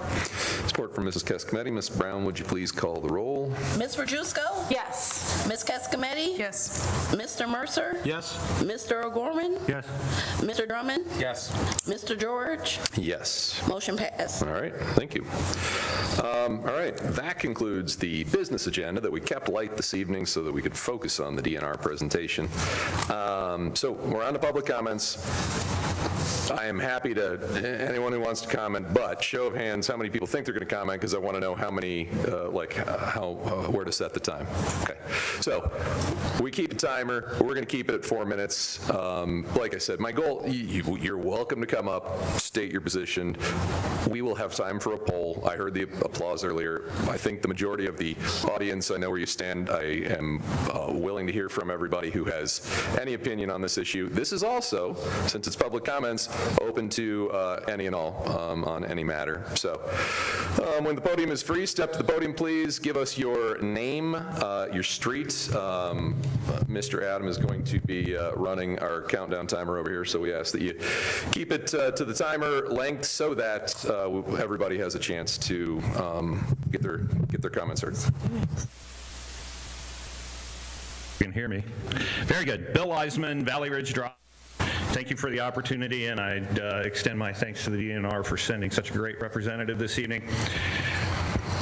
Many of my neighbors will have spoken online at gatherings or in council chambers previously or will tonight. Many hold dear inviolate, to be treasured, whatever may come. I have only compassion for their warm hearts.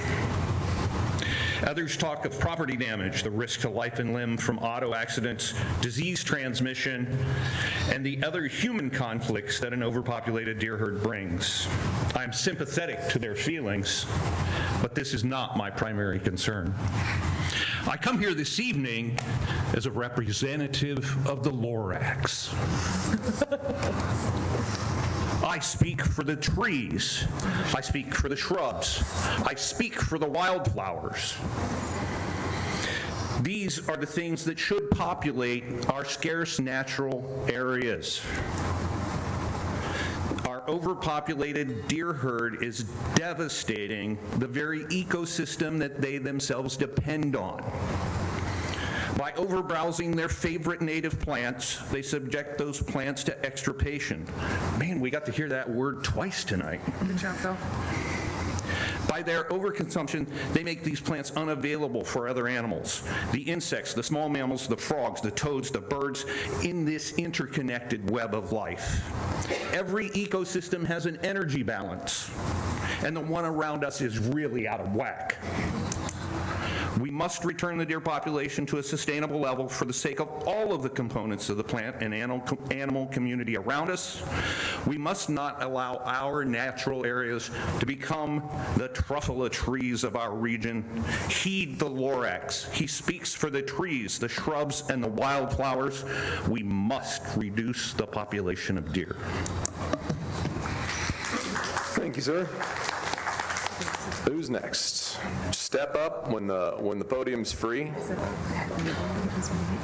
Not everyone at once. You can make a line. That's whatever works. My name is Jeff Pinnanen. I live on 31724 Allerton Drive, so I live across from the park.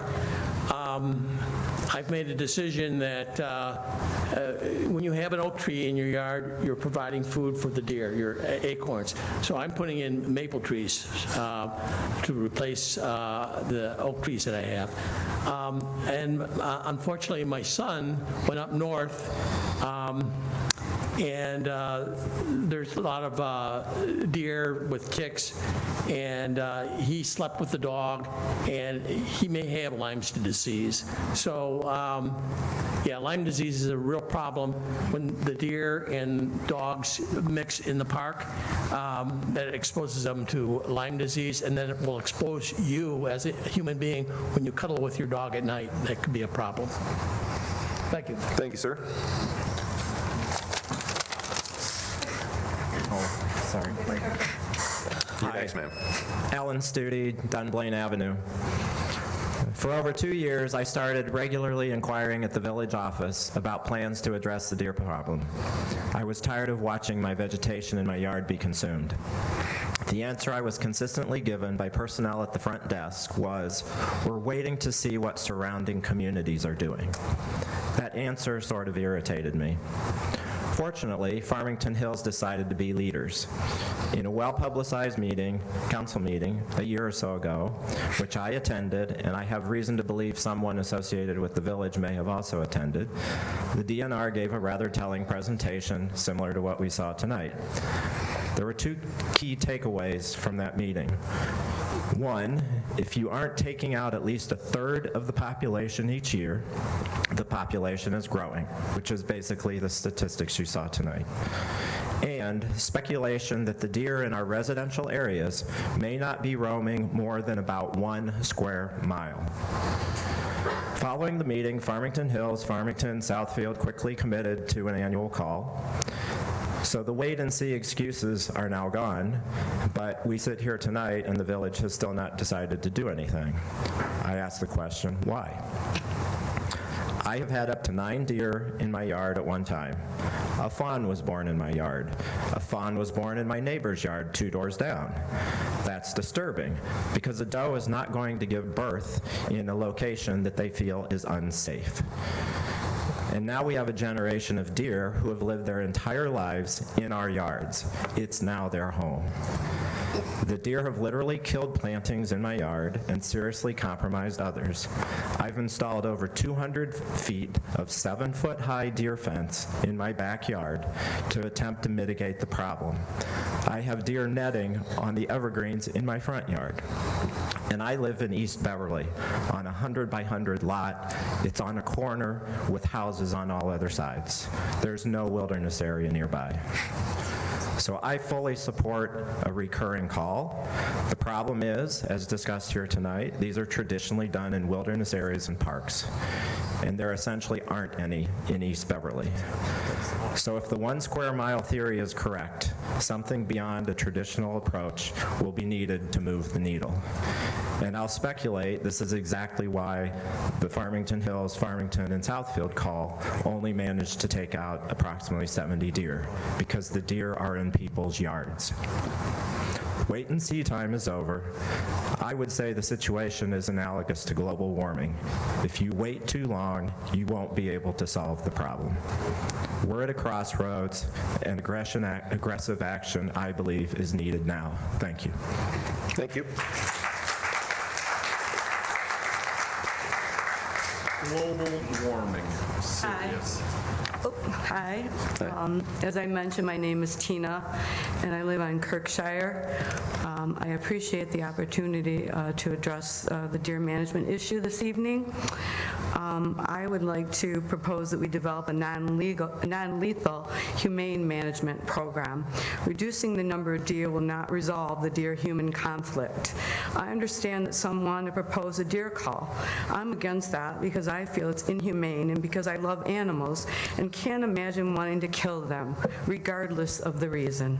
For those who don't feel the same as I do, deer calls do not work.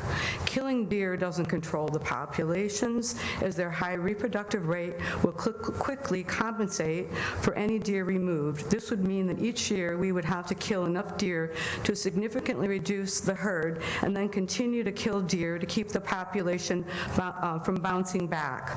Our community would not want to fund this killing program forever. Killing deer is impractical. Once the killing starts, deer will move into areas off limits to hunters, and once it's over, they will move back to their original territory. As for Lyme disease, studies show that killing deer doesn't reduce the population of disease-causing ticks, and in fact puts the public more at risk. The CDC and health authorities do not recommend hunting to control Lyme disease, as it hasn't shown to work. New scientific research shows that Lyme disease incidence and human health risks are affected more for by the abundance of the larval hosts, which are white-footed mice and chipmunks, and the food resource that hosts rely on, which are acorns, then by the abundance of deer.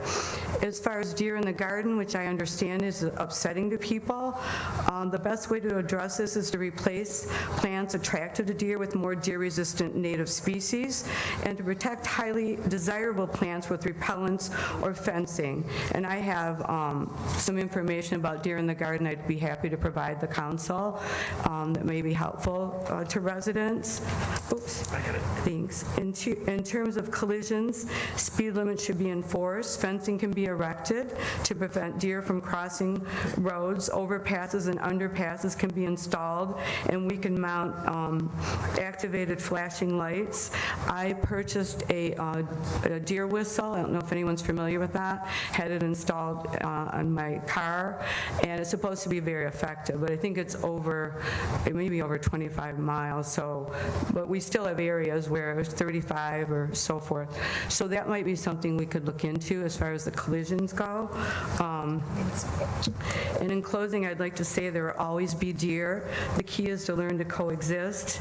As our village considers deer management, I hope we choose solutions that address community concerns while treating wildlife with respect and compassion. Thank you, ma'am. You're welcome. Nice work, Tina. Nice work. Would you like me to provide this to you? You can either hand it off. On the stage, and we'll grab it. Yeah, just set it there and we'll grab it. Thank you. Yeah, Adam will take it. Thank you. Thank you. Nice work.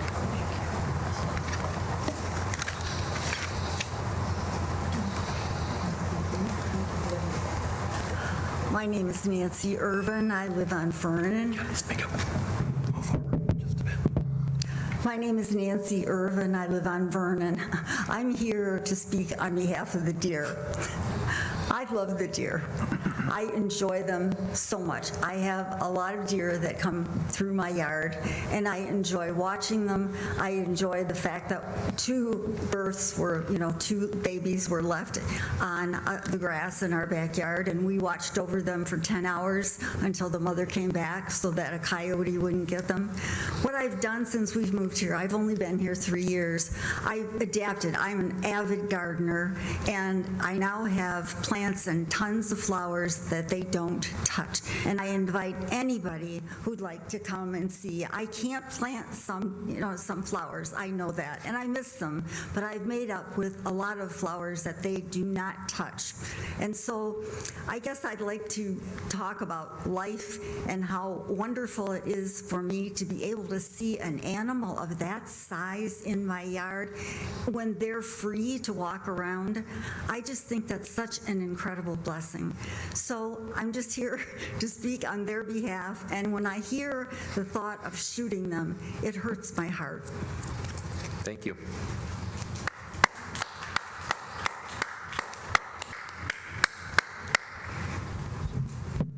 Sean Millichamp, East Chelton, Huntley.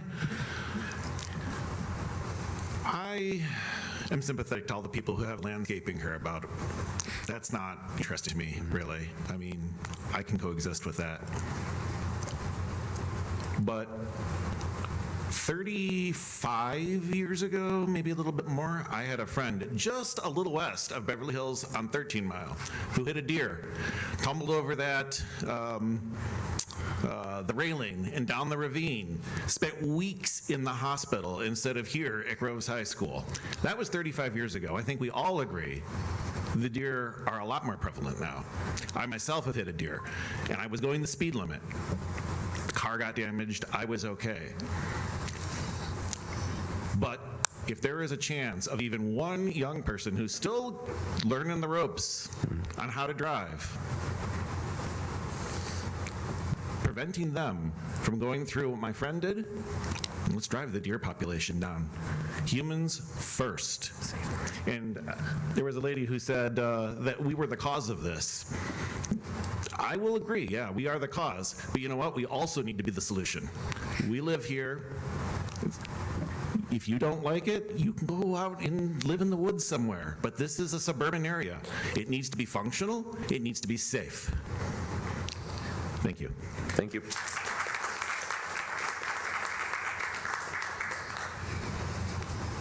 Anyone else? Right, John, my 2 seconds. So this is a public forum. So indeed, I used to live out in Armada Township.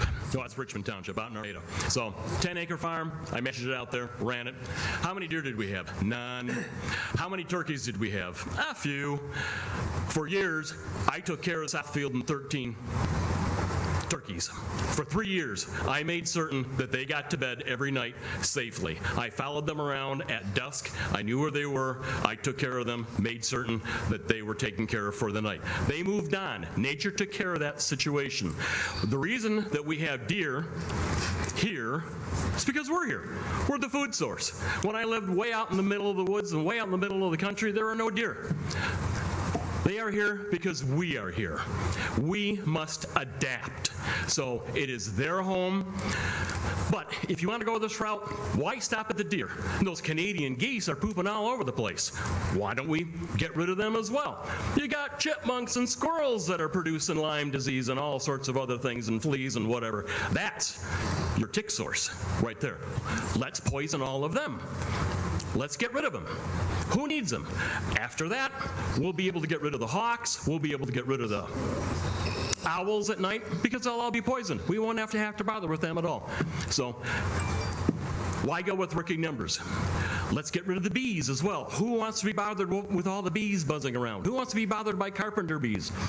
Get rid of them all. If you want to start being God, get rid of everything, because that's the road that this is leading to. That is the road where a particular population across an ocean is absolutely going, because they want to get rid of everybody. If you want to do something, do it all. If not, learn to live with your neighbor, learn to adapt. The deer are more than welcome in my yard, and I've got tons of stuff to eat, and they don't.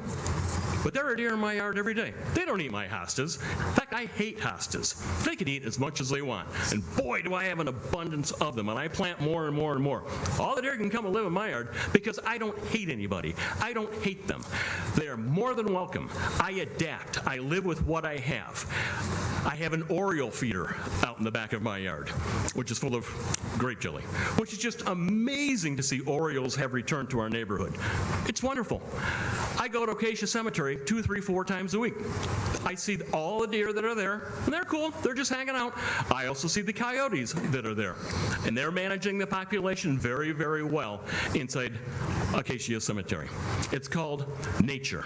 It's called management. The last thing we need to do is start screwing around and thinking that we know better than nature, because we don't. Look at where the world is right now with our government and how things are being managed.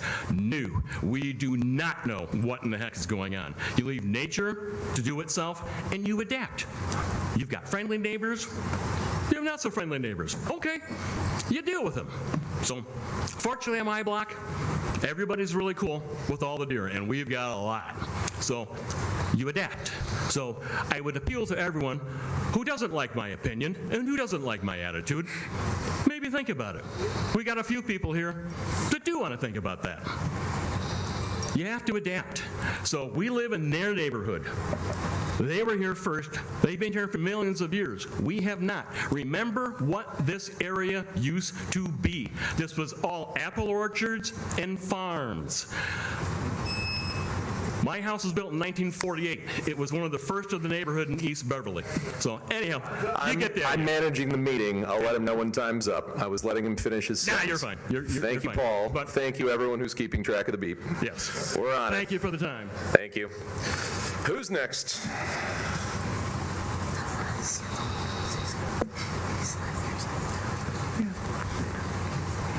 Beverly Green? Like Madison, like that. Bill Harvey, Old Stage Road. Change the subject real quick. Sure. You're talking about repaving 13 Mile. 13 Mile between Groves and Gloucester is basically unpassable right now, and definitely can't do it on a bicycle. Please make sure you got budget and schedule in there to fix that one. Thank you. Thank you, sir. We do. We have schedule. We're dovetailing that with when there's some federal money available. I believe there is a plan to do some interim tune-up, I'll say, to get us through. I know. We're trying to do it when we've got the federal money available. But thank you. It is on the list. Anyone else? Anything else? Anyone else? Managers report. All right. Hey, appreciate all the comments very much, truly. We've got some work to do here. I don't know if council wants to have a discussion about which direction we want to go, what the sense of council is on how we want to proceed on this, on the deer issue before we get to what I believe next is the manager's report. Or if you want to provide your comments in your comments. Let's do comments. Okay. Mr. Birch, can I ask a question? Sure. Maybe of you or Manager Rothy. I didn't ask the DNR representative because I got the impression maybe this falls outside of their purview. But if we wanted to pursue partnering with Southfield, Farmington Hills, do we know in-house the logistical next steps? How does the permitting work? How does development of the plan work? Like, do we know how to start doing that stuff? I'm going to answer yes because we can now copy. So I would assume, go right ahead, I would assume the next step would be to start borrowing notes from our neighbors. Yeah, so my office represents Farmington Hills and Farmington, so I've already sent a message off to the attorney that I know handled Farmington Hills, so I'll have access to all the documents, agreements, insurance requirements, funding background, and so I can put together some information for council on that. Thank you. Okay, so what I would suggest then is we move on to manager's report. Council can provide their feedback.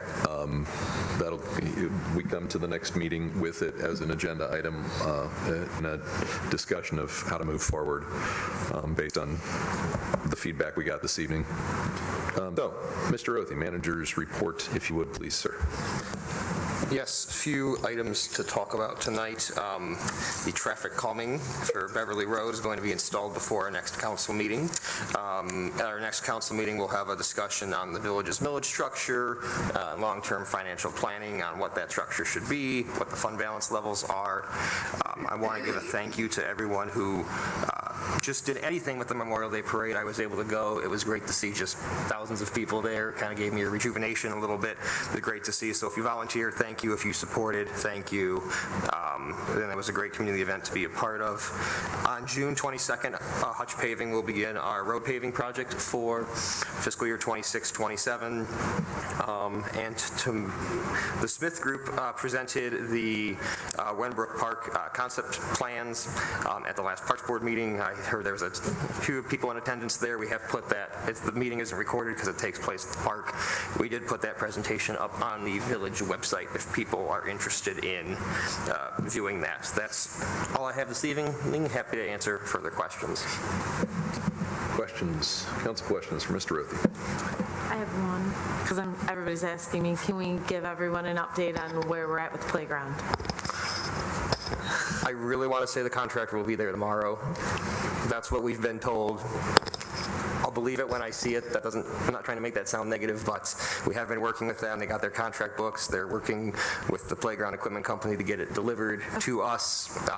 They should be there tomorrow. Okay. And once they arrive and get the silt fence fully set up, we're looking at a 2-day turnaround time for demolition. Okay. Thank you. All right. Other questions? Mr. Rothy. Yes. Mr. Rothy, I know at last meeting we had talked about getting some renderings or whatever about the new playground structure. So when they put up the fence around that area, if we can try to get at least something, so coming soon to the. Yes, we have several signs installed in the park. Oh, I missed it. Yes, they went up right after the Memorial Day. We got a few signs about with the rendering scale about the area. Thank you. Yep, and we'll do a groundbreaking of sorts post once it officially actually breaks ground. All right. All right, Mr. Mercer. Thank you.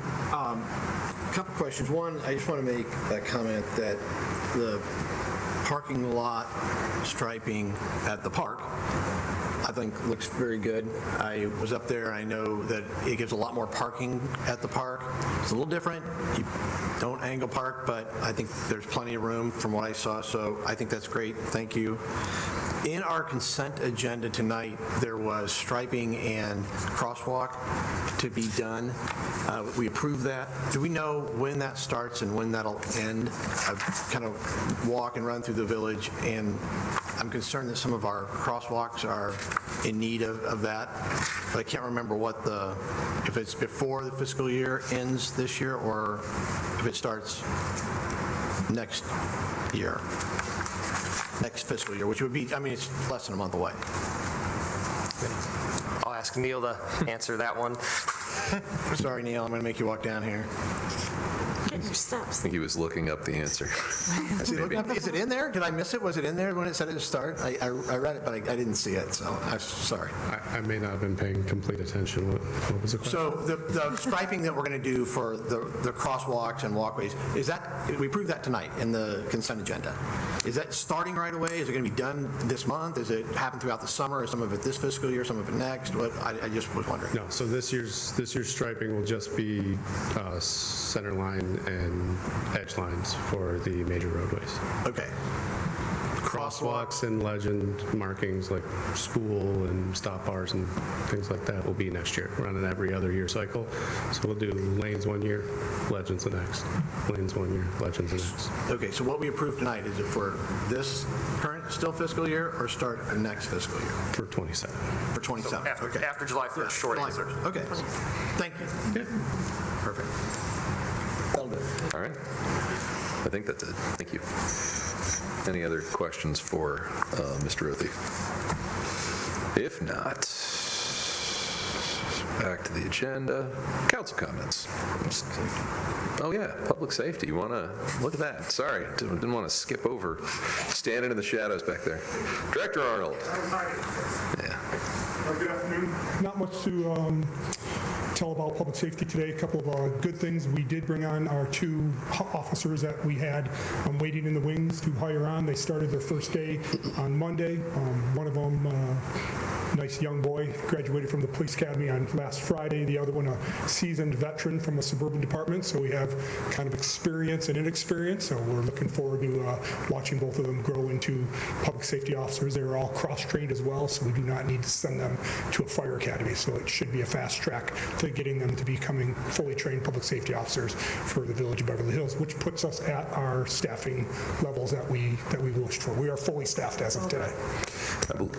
I'm gonna applaud that because I think that's the first time I've heard that spoken about public safety in the 7.5 years I've been involved here. So appreciate that. So as far as our calls for service for May, a little over 700. We did increase our traffic enforcement from April. We came up to 211 violations issued over the course of 171 traffic stops. We did experience 1 fire, moderate damage to the home, uninhabitable for quite some time, but no lives were lost, no firefighters were injured, so all the first responders and the residents left the fire tired but safe. That's really all I have to report today. Can I ask you one question that would be good for you to provide information on versus us? We had a question when it was publicized that we had authorized the purchase of a replacement ladder truck, which will take approximately 2 years to complete. The question was, what's the tallest building? Why do we need such a long ladder? And we were talking about the fact it's more reach than height, but if you could just maybe... Right. So we have to have a height of a ladder that'll serve our mutual aid partners. Southfield has some higher buildings than us. Berkeley has some higher buildings than us. Franklin, Bingham, they also have some higher buildings than us.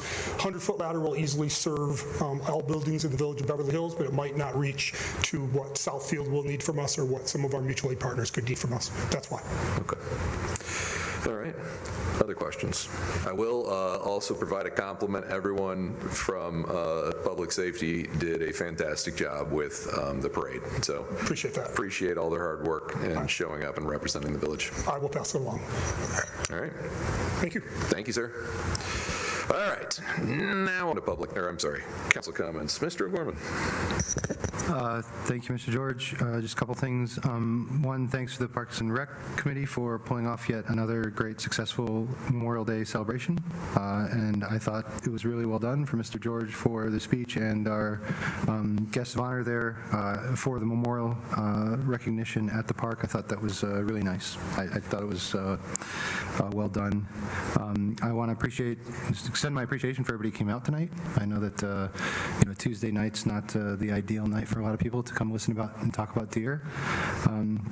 For me, just perspective on deer, personally, on a personal note, I have seen a significant change in my 13 years here from deer being present in the backyard periodically to not being able to grow anything. I've given up on a vegetable garden.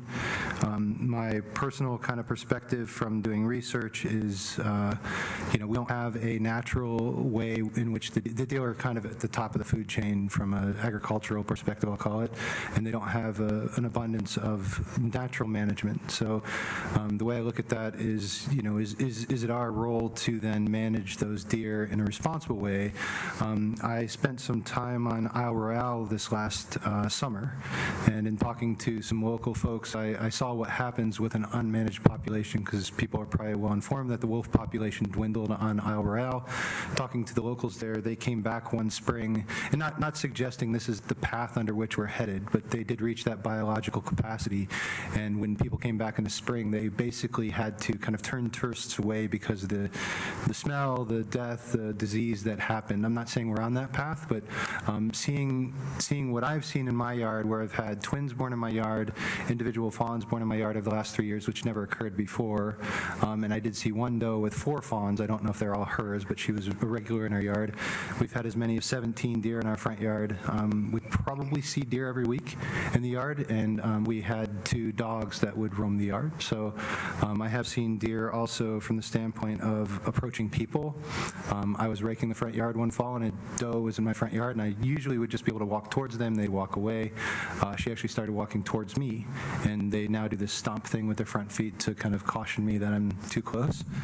So I do think that there's a responsibility on our part to balance what nature is not capable of doing in a suburban area.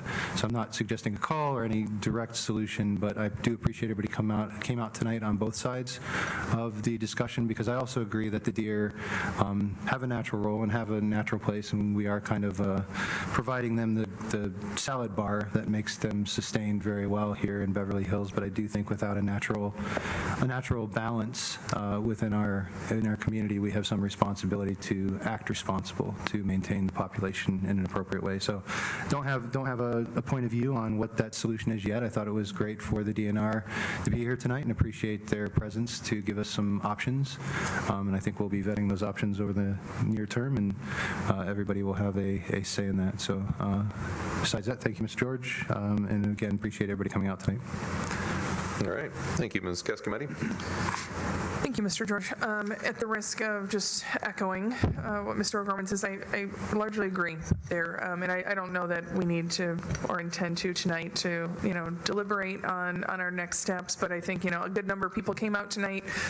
Not everyone is here toward the end. But, one thing we did hear from folks is, okay, so what are you going to do and who's going to make the decision? And so I think that it does, bear discussing with our council, legal council, not village council, what our next steps are, right? Whether or not we're going to form an advisory committee, whether or not we're past that. And I think, I appreciate the comment from my neighbor in Kirkshire who said, this forum may not be representative of everybody in the community. And we know that's true, right? When there's a public meeting on a topic, it draws out the folks that are interested in that. And so I think we do have a responsibility to get some input from the community. I do, just my own personal perspective, I'll share for the sake of the folks that took the time to come here and want to know what we're thinking. I agree with what I heard from Mr. O'Gorman and from most of our neighbors. The thing that strikes me is the do-nothing approach. will just result in this continued exponential increase in population.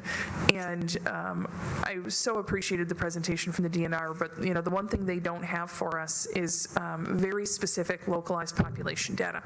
And we have folks in the community that know, well, we have this size herd and they move from here to there, and they know the dynamics better than the DNR may. But the other piece, and Ryan, you touched on this, we continue to refill the salad bar, right? So I mean, this idea of a biological carrying capacity in a community like ours, I think is, I wonder if we could actually ever get there, right? Because that presumes, and you talked about the Isle Royale example. You see that classic chart of the wolf population, the deer population, and also then the hemlock and vegetation decline that comes with it. That doesn't happen in an environment like this because we continue to restock it, right? And so in a situation where the predator is gone and the prey population booms and then the vegetation declines, Bill may be seeing the trillium disappear, but we keep refilling the arborvitae buffet, right? And so really we have to put our hands around what is our social carrying capacity in this community, right? And I think, Ryan, you hit it right. It's a balance question. I enjoy them as much as the other folks, and it's a big responsibility, right? To take on wildlife management, but it is our responsibility, right? And so we have some hard decisions to make, but it is our responsibility to make them. So I appreciate everyone that came out tonight and heard the presentation and asked thoughtful questions. And I think one thing I can say, you have our commitment that we are ready to act on this and ready to work on this and ready to talk about it. So I think more to come very soon.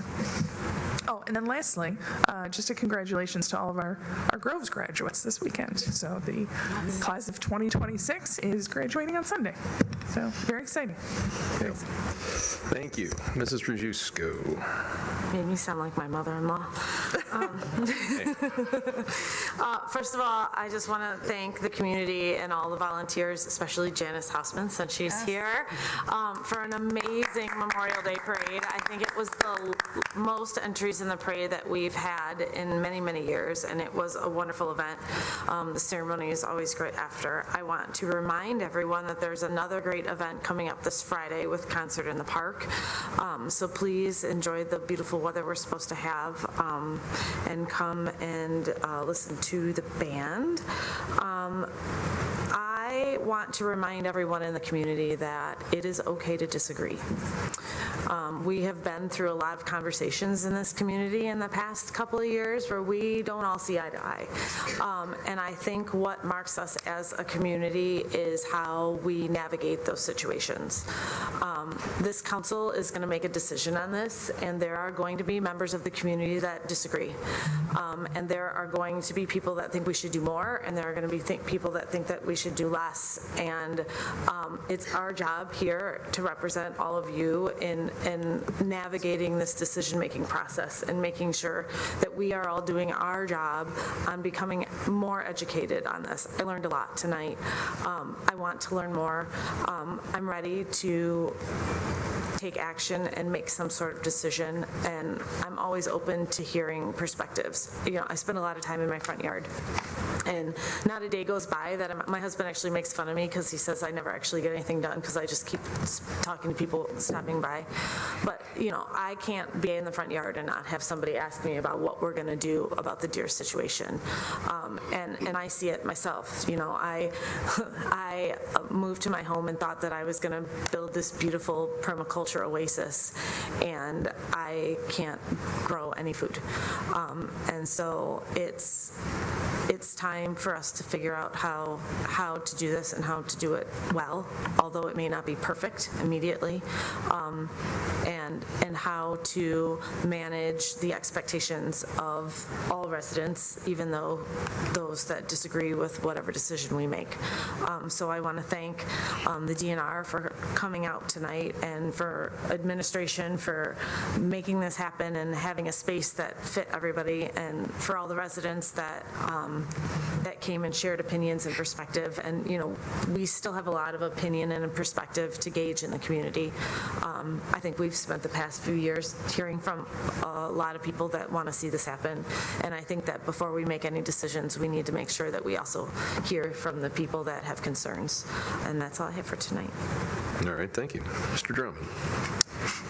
Just want to echo the other thanks to everyone in the community who helped make the Memorial Day Parade what it was. I know each one of those floats has to go through process of getting that float ready and buying candy and handing it out and having all that stuff. So I know the candy budget alone for many of those floats was several $100s. So you multiply that by the 40 or 50 floats we had in the parade, and it kind of just brings a testament to our small community and how everyone kind of comes together for that event. And it's great to see, especially with the whole purpose behind Memorial Day and remembering those who have fought for our freedom. So thank you for everyone in the community who came out, everyone who walked in that parade, everyone who took time out of their Saturday to really remember the sacrifices that have been made by those who served our country. So that's it.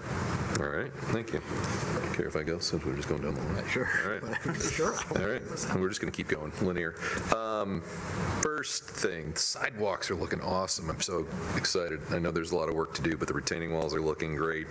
I think we're mostly, there's not a lot left to do along Evergreen. There's some concrete work left, but it is moving along, which is exciting. The restoration is already taking place, so great to see the progress. So thanks to everybody for all the work on that. One of the things that I wanted to bring up while we're talking about striping, and this is probably a conversation for Mr. Johnston and Mr. Othey to have with the city of Birmingham, because it crossing a shared road, but it has become apparent that there is a need for more safe crosswalks between Beverly Hills and Birmingham. So I've had that conversation with several people. I know we received a grant recently, I believe almost exclusively for crosswalk improvements within the community, not leaving the community. But while we're swimming in that soup, if we could coordinate with them and let us know what council can do. I have a firm belief, if you want to come up and have the conversation. What I've told people is I believe right now nobody on either council is going to say no to safety enhancements there. So I've already reached out to engineering in Birmingham and had a conversation with them, and they're equal feeling as we are about 14-mile road between Pierce and Southfield. And we know that RCOC is going to be redoing that road shortly, and they'll be open to ideas for that road before they resurface. Great. So we'll be combining forces, chatting with them about getting a crosswalk in at a good location, hopefully more than one crosswalk. And I would assume all the way down to Greenfield, wherever it makes sense, but I will support whatever we can do there. It's frustrating that it takes a tragedy to highlight the need, but thank you. So that I wanted to put on the list. The parade was awesome. I am incredibly thankful that it was not 90 degrees and that I was not marching with little leaguers in polyester. But it is always fun to realize that about half of the community's in the parade and half's on the sidelines. I think it's just a great event. So happy to see so many people participating. So that was great. Love that the fence RFP is done and it's just on the list. We put the money in the budget and administration went and got the RFP done. So we're going to replace the beleaguered fence at Beverly Park that is a residential quality fence with something that is commercial grade that should hold up a little better, and hopefully we also get some replacement panels so we've got some spare parts for when it gets dinged up a bit. The right-of-way trees, super exciting. I again will state my position that I think there's a great opportunity all along the front fence of Beverly Park by the play structure. We've got a big blank there that I think could use some future shade trees. On board with the congratulations to the grads. I know we've got, one on the stage that's got a grad maybe that's going to happen. So we've got one graduation coming from the folks on stage, which is exciting. The honors convocation is Thursday night. And lastly, on the deer management conversation, I truly appreciate everybody coming out. I had a question from someone in the back row about why we only booked the little theater, and we had a bet on, not a formal bet, but I was like, I think that will be more than enough space. And so we were kind of right in the middle between completely full.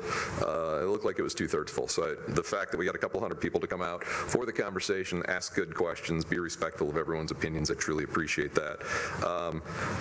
Isle Royal conversation is relevant.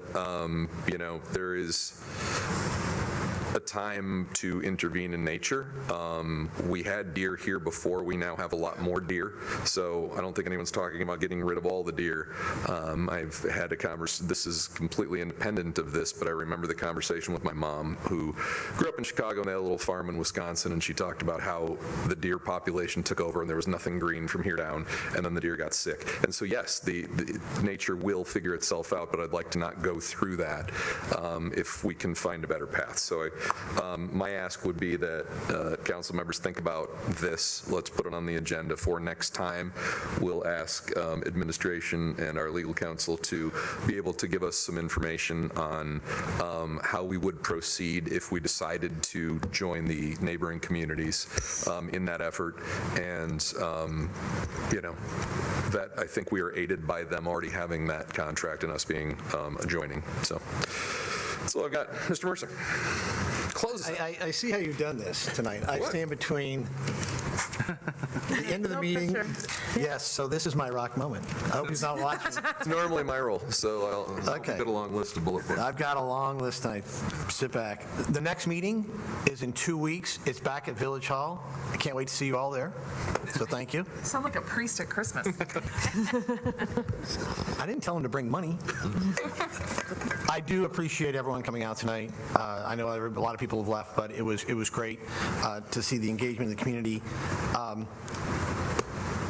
Before I get to the deer management issue, I want to say that 2 weeks ago yesterday, I think it was, May 11th, right before maybe it's longer than that. It must have been longer than that, but I lost a really good friend and neighbor in a horrific vehicle pedestrian accident on 14 Mile, crossing 14 Mile near Bates.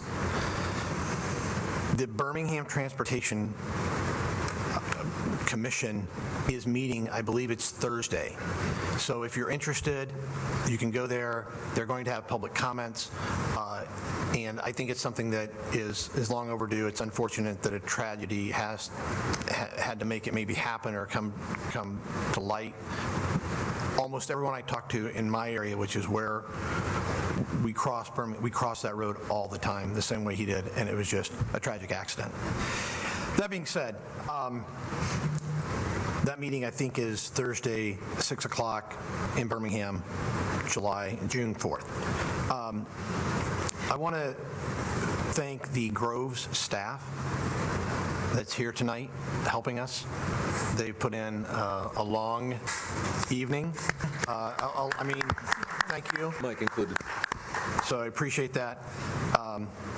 And I also want to say that I thought the Memorial Day Parade was great, starting with the run in the morning, the parade, and then the memorial service. It was well attended, I think, all around, and I really appreciate the folks that make that happen, because I think that makes our community.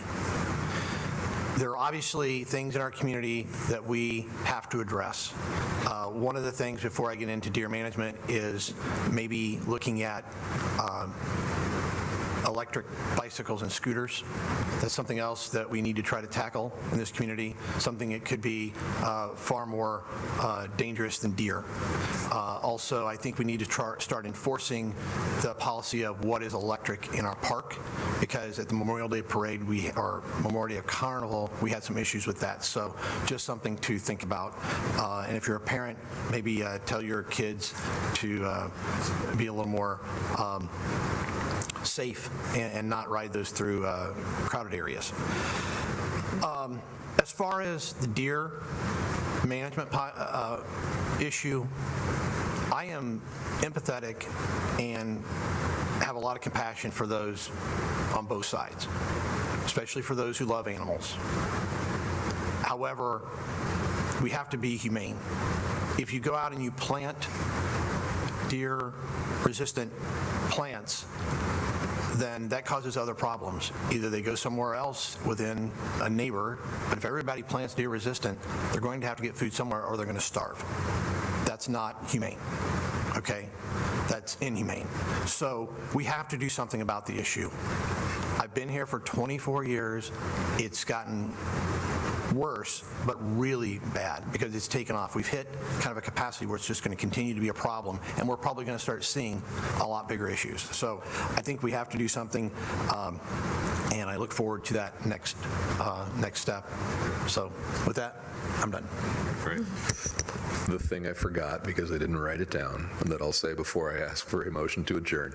If you go to the village website and you go to the bottom left corner, and it took me a minute to find it because it's under the Text My Gov floating logo. If you knock that down, there's the link to Wenbrook information. On that page at the top is the Smith Group's initial rendering. Please keep in mind, this is them going out, doing a walkthrough, limited engagement. There is an engagement process now that we have something to look at so that we can get some community feedback on this. But there are some stunning renderings of the building, and I realize that it costs money to get to the stunning renderings, so that is part 2 of the conversation. But this is an opportunity to figure out what we want that to be. Keep in mind that by virtue of the fact that the property was acquired partially with DNR funds, there are limited things we can do with the building. The most likely use is a nature center. That does not mean that we can't use it as a multi-function building, but officially it would have to be a nature center. So I think there's a great opportunity for the community. I also always try to remind people that it took us 100 years to get Beverly Park to where it is now, and we're still planning for improvements. So no rush on that, but as we work through the community engagement, bring your ideas of what you'd like to see there. I think there's some neat opportunities, but start with looking through the plan. That's it. If nothing else, I'll take a motion to adjourn. So moved. Support. All those in favor? Aye. Opposed? Thank you, everybody.